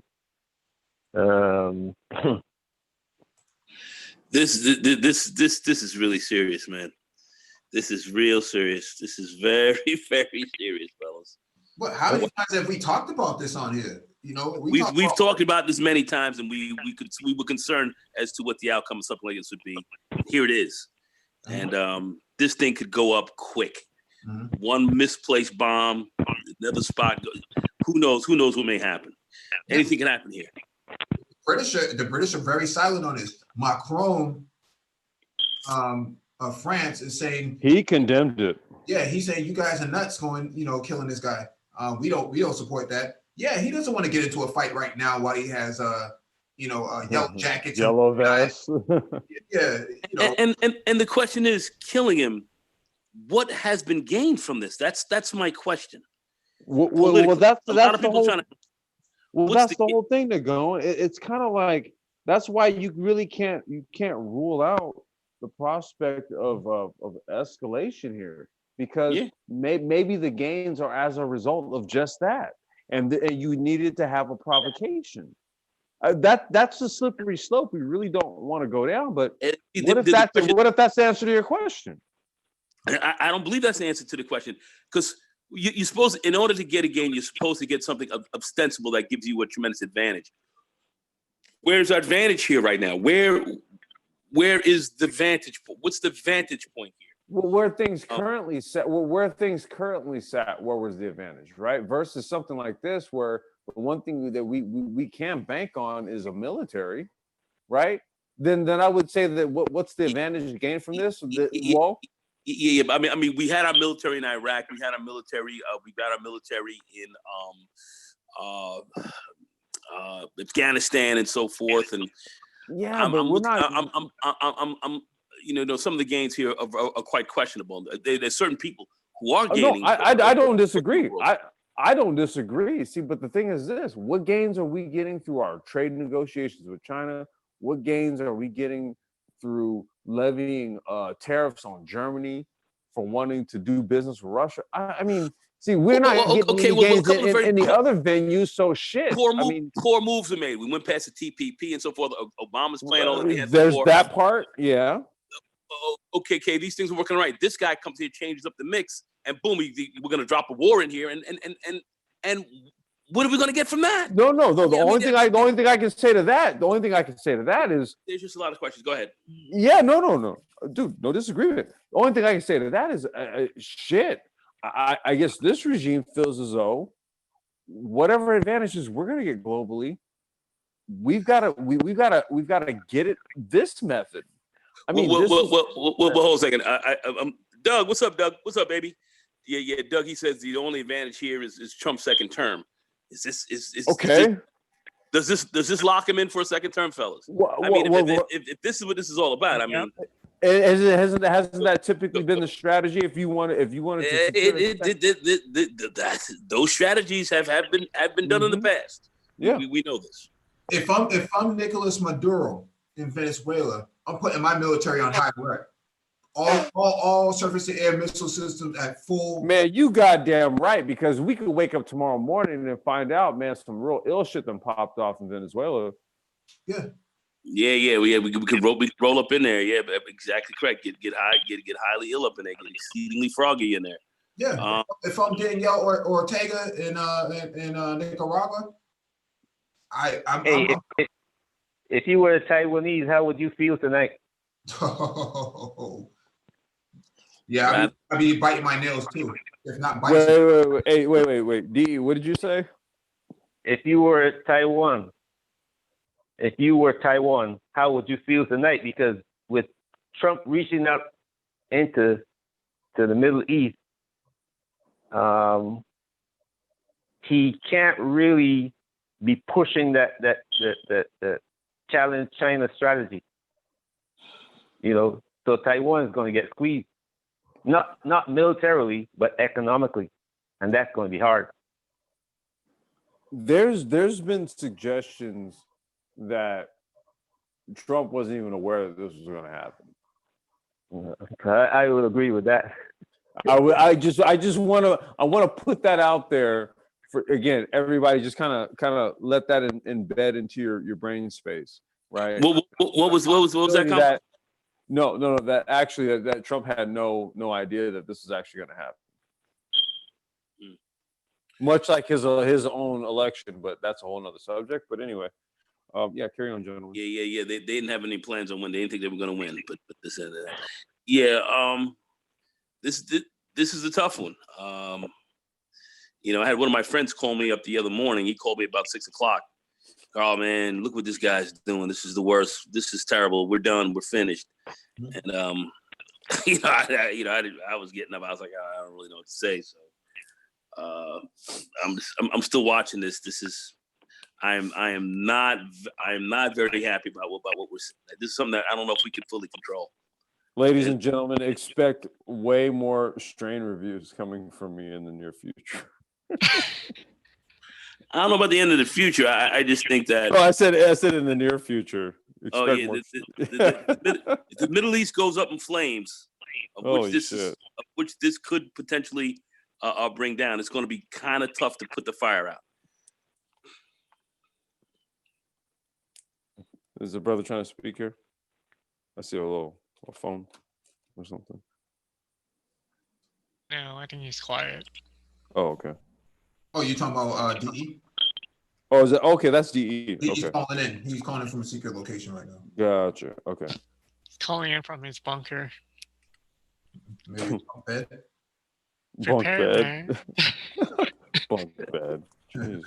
Hey, I'm in that state where Putin says what can happen to it if the war starts. Oh yeah. Oh, that's what my bunker is.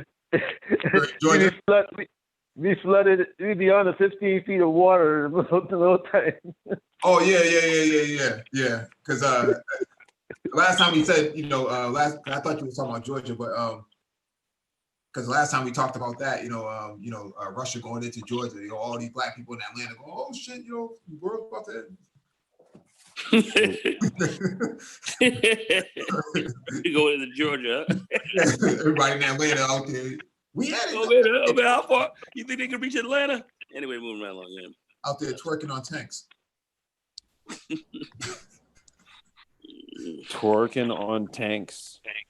Twerking on tanks. You said that don't Russia know. was trying to call to President Trump before this happened, correct? You said Putin? Yeah. Putin tried to call Trump, I believe it was Friday or something like that, and they said that they kept Trump away from the phone, from answering it. What that means to me is that Trump had very little say in what was going on. This is my interpretation of it. I don't think that I never read anything about that, but my interpretation of what was said was, this guy may be being held hostage in his own cabinet, by some fucking warmongers. I mean, did you think that Putin was trying to warn Trump about this? Russia and U.S. always exchanges intelligence, right, on bad guys and operations, things like that. There's quid pro quo, so they're always trading secrets. However, Trump, being a guy that can that does not have the geopolitical literacy necessary to understand, he didn't even know what Syria was on the map. I don't think he had much to do with this. Hey, Mike. I'm sorry. There's a question.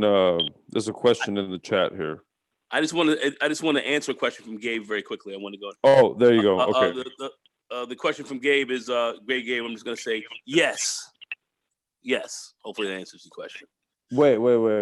The question that he asked about what's going to be talking about the master tomorrow? yeah. Oh, okay. Ew, Right, no. You got it. I think there's two people in the background. Oh, okay. Let me. Hey, Mike, is the live stream supposed to go the 101? Yeah, he has to contact. He has to contact first. Haven't heard anything. If he is around, haven't heard anything. Okay, guys. Thank you, Laura, for letting me on again. Gotta step off. All right, D. All right, Everybody D. have a great night. Nice talking to you guys again. All right, man. Yeah, safe travels. Safe All travels, right, brother. take care. Indeed. Well, Mike, real quick. So what's that about? What is what about? The 101. The 101. It's supposed to be about Black economics. Okay, that's vague. I mean, does he have a specific gripe about a specific point? I don't know. It doesn't make any sense. He says that I'm wrong about Africa. Oh, okay. I was just curious. I'm just asking. Okay. Yeah. Let me see. Who just joined the panel? Somebody join the panel? Cocaine Cows and A204? I don't know who that is. You don't know who Cocaine Cows is? Yeah, good to meet you.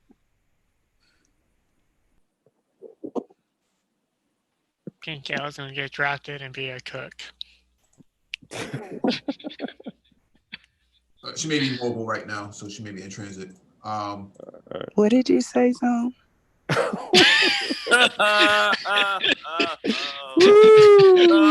Uh-oh. You're gonna be drafted as a cook. You see how she came in all chill, like what was that? That was gangster. All right.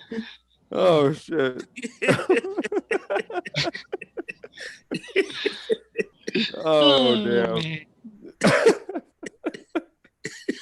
You're nothing. Oh god. Oh man. Now, Hi, Kels. this is Good evening. This is the missile that was used to hit U.S. bases a few hours ago.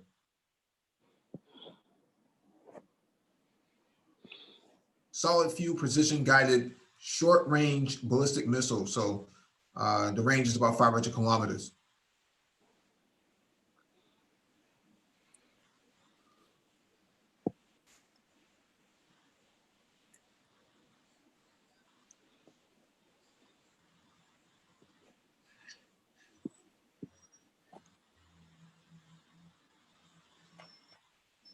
Anybody else have anything you want to add to this? What are the possibilities here? What would U.S. be targeting? Maybe Iranian oil facilities. Wait, what was? Did somebody was this is? Are you doing this in response to a question? No, I just covered the missile. This is the. Oh, okay, okay. Yeah. Wow, I'm looking at oil. I'm looking at hitting Iran where you can hurt them, and that's in their oil production facilities and so forth. That's what we're really looking at. Hurt. You can hit them and really hurt them economically, so they don't have the ability to wage as successfully over time to really draw them down. That's what I'm thinking. What will be the case? I don't know. I don't know where else that might go. Well, what does anybody have Gas Buddy up on their phones? Can you look up the gas prices in your area? I'd like to see what the rates are going for right now. I'm pretty sure they prorate things now, so they'll bake it in overnight, and then you come get some gas in the morning, you'll be screwed. Yeah. I mean, which wouldn't be a good situation, because that's going to mean much higher, gas and oil prices in Europe, and a lot of our allies, if you will suffer. So I don't, we've already covered this quite a bit already. So I don't see where that's advantageous as well. But looks like we might be heading that way. Mm-hmm. Let me see what Bitcoin is doing right now. Somebody in the chat said it already went up $200 or something like that. I think it's episode 414. Last Wednesday. Mm-hmm. Yeah. Go check out that live stream.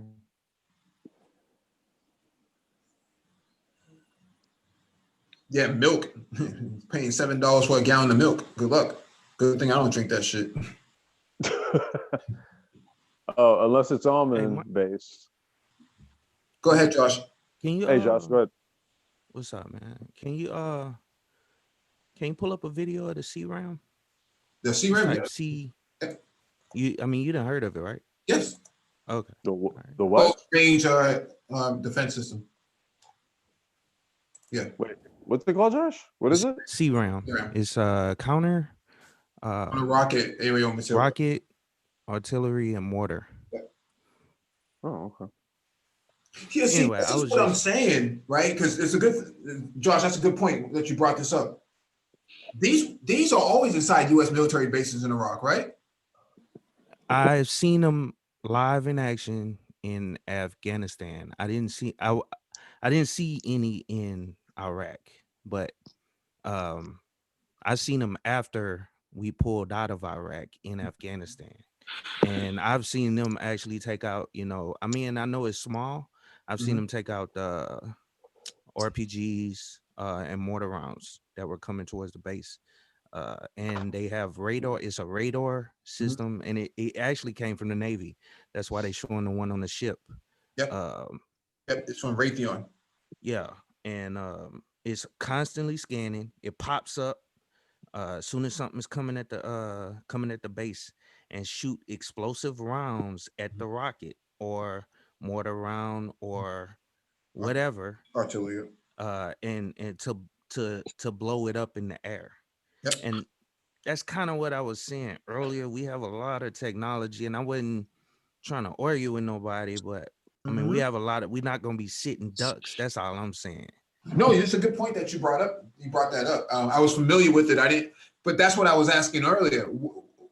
How come there was no countermeasures at that time? You know, you got 12 missiles coming in. You mean nobody knew this was happening? I don't know, man. That's why I don't think any U.S. personnel that were there, and when I say U.S. personnel, I mean U.S. official military uniform. personnel. Do you think that was like an? Do you think that was like an an entrapment strike type of thing, Josh? Nah. To be honest, I'm not sure, man. But as far as I know, it should be coming out if U.S. troops were there by now. At least it's early in the morning, and based on my clock, just from remembering when I was over there at nighttime, it was morning time. I was getting up, in on that side of the world. Mm-hmm. So, I mean, it should be coming out by now if it was U.S. personnel. I think maybe the U.S. personnel were contractors, if there were U.S. personnel, because that's what was. Well, if they were contractors, they don't have to as they were disclose it, pulling, huh? as they were pulling troops out of Iraq, they were quietly putting contractors in place to do, and it's basically what I did. Mentoring. That's what they called it. You were embedded and mentoring the actual Iraqis and teaching them how to actually run their military the proper way. And I actually did that in Afghanistan. I was almost embedded. I went out every day in Afghanistan. Mentoring Iraqi or Afghani? What's that? You were mentoring Iraqi or Afghani? Afghanistan. In Afghanistan, I was mentoring Afghanis, the Afghan military. What were the they military like and the police. What were they trying to get, like that A+ and Network Plus or something? Nah, not that. they wasn't that far ahead, man.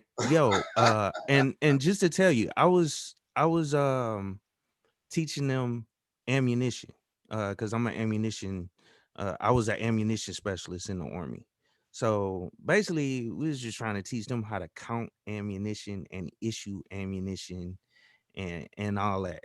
Just basically how to manage ammunition and run it the way it's supposed to be run, based on the way we run it. Mm-hmm. And so I was out there with them guys trying to really, a lot of them guys couldn't even really count.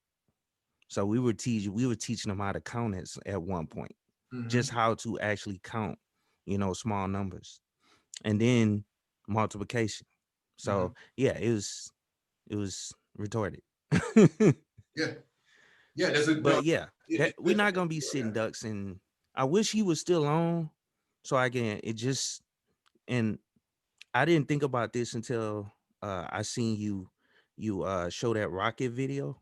I would have, just to, let him know that I think we wouldn't be sitting ducks like the way it came across. That's all I was saying. Yeah, but even if you have Blackwater as replacement security up in there, Blackwater has air defense systems too. I mean, they have heavy drones and whatnot and helicopters. So I can't imagine, that they don't have some form of rudimentary air defense capabilities, even if it's just 20 millimeters. No, man, are you serious, dude? Like, dude, as much contract dollars these guys have gotten, they've got the latest and the greatest, and they've got the finest. Please believe it. I mean, when these guys get those contracts for those millions of dollars, trust and believe, there's a caveat to that they're what's being paid for is that you're going to have all of that high tech goodiness. Yeah. No, not necessarily. Not necessarily. They don't always get what the U.S. military gets. They kind of, if you look at what happened in Fallujah, they were riding around pickup trucks with. Wait.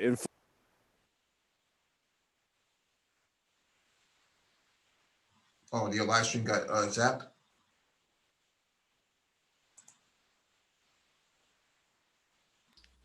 You mean? Where's Nagone 11?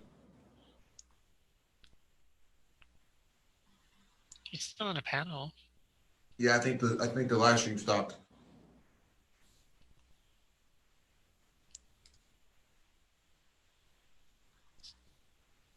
Zone, can you hear me? Yeah, I can hear you. Okay. It still shows that you're live.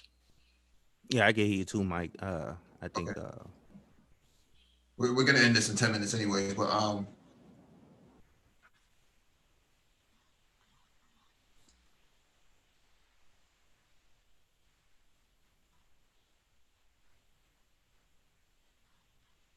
yeah, but maybe the security contractors didn't have the CRAM. Maybe they had a very 35, 40-year-old gun to shoot down low flying helicopters or whatnot. Probably nothing enough to stop a missile strike.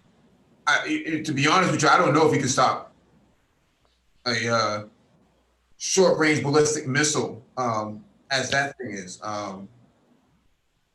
It's a cruise missile, so it's able of traveling along the desert, as we were showing earlier. Old missile technology, but still pretty good. U.S. military does have THAAD.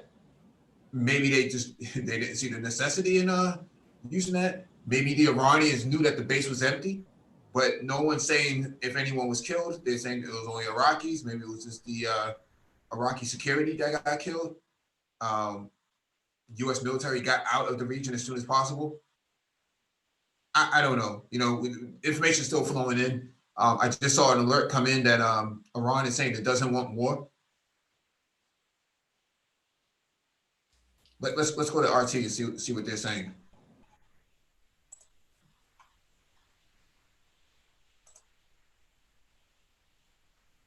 So far, so good. Trump tweets of U.S. military might set to address Americans on Wednesday over Iranian strike.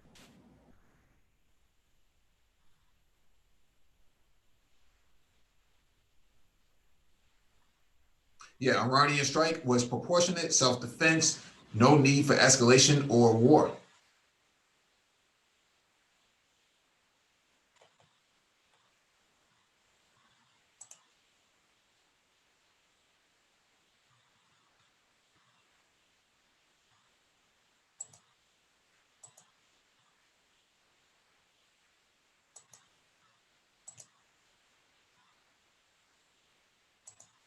So U.S. President Donald Trump has weighed in after a series of Iranian missile strikes on American bases in Iraq, noting that a damage and casualty assessment looks good so far. All is well. Missiles launched from Iran at 2 military bases located in Iraq. Assessment of casualties and damages taking place now, Trump said, adding that he would make a statement to the nation on Wednesday morning. I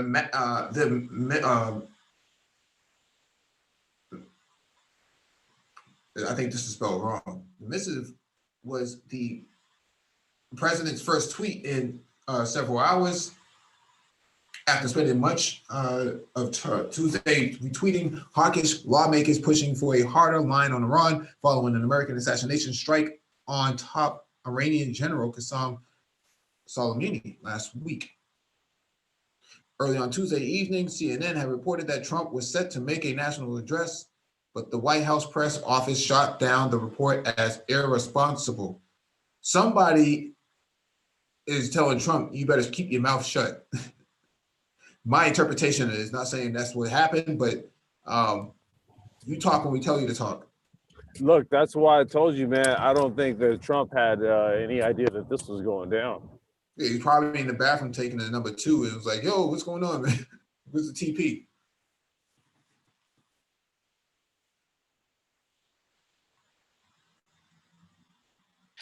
Boom, boom. Forgot you were on the panel.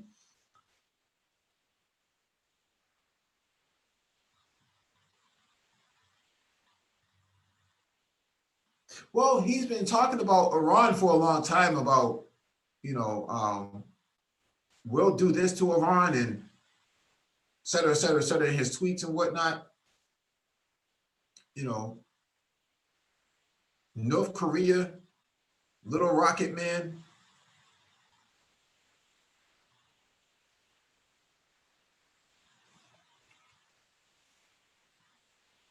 You really can't, put anything past these guys now. If I'm North Korea and I have a nuclear agreement with this guy to disarm, I'm not disarming shit. You just killed a high-ranking general in another country with a drone.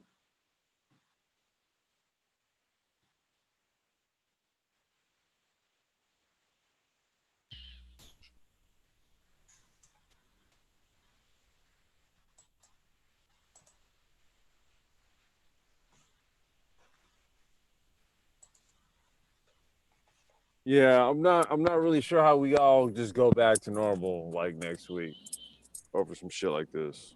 No. Not gonna happen. If I'm if I'm Nicolas Maduro, I'm looking at this and saying I'm not taking any chances, man. Everything on high alert. May come after us too.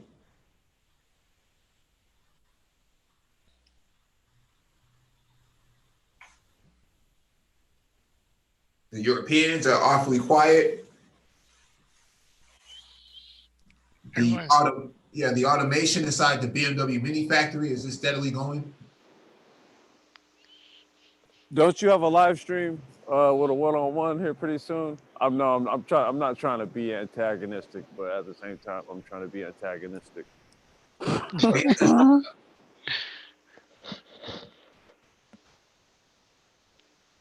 He hasn't shown up, so I don't know. Who's it with? Ray Alexander.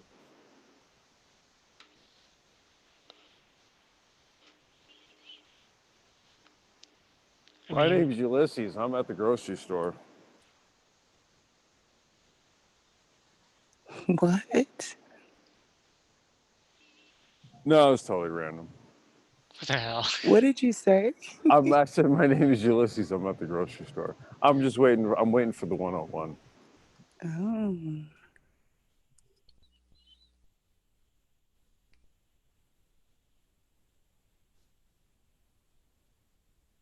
All right. Well, if there's no other news coming in, I'm pretty sure the Iranians will push back and call it a night.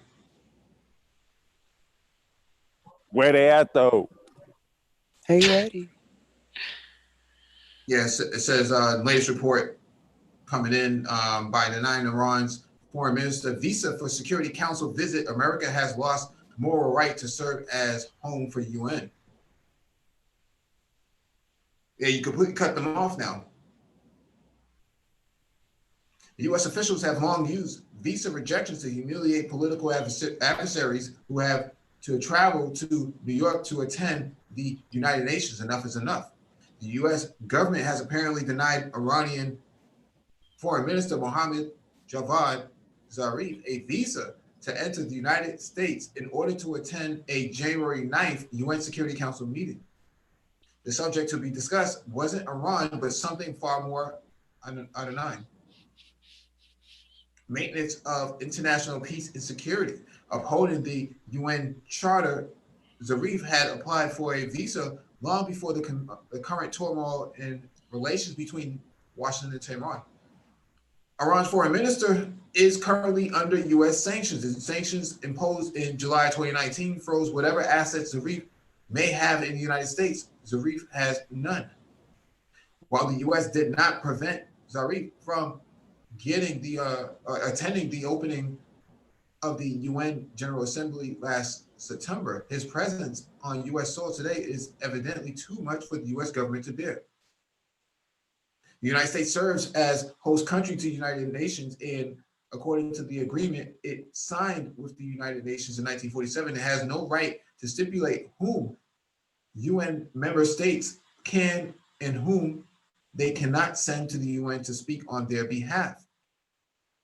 This applies irrespective of the relations existing between the governments of the persons referred to and the government of the United States. Furthermore, the appropriate American authorities shall afford any necessary protection to such persons while in transit to or from the headquarters district.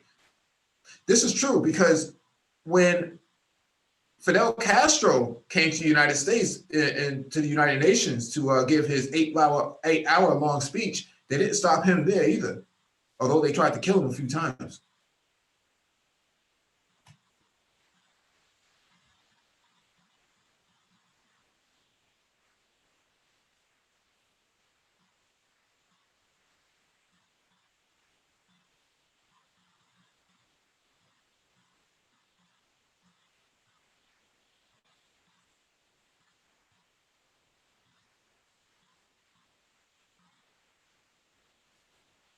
All right.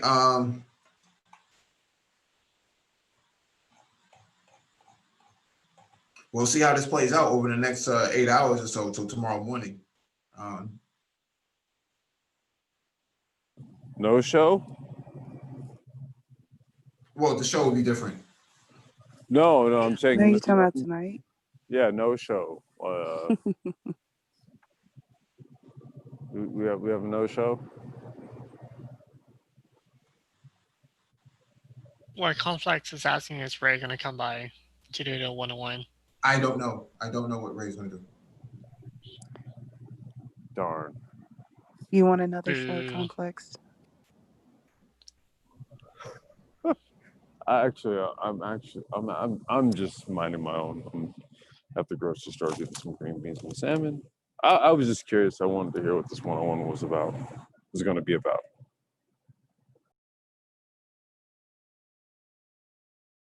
Yeah. Let me read this last quote from Engineering Cannabis. Iran just sent a warning of imminent strike within U.S. if retaliation. I don't think they have the capabilities to hit the U.S. Most of their missiles are only slated for the Middle East in Southern Europe. Even their best missiles are only good for Europe. I don't think they'll hit the U.S. shores anytime soon. It's too far of a distance. They don't have those capabilities as of yet, to my knowledge.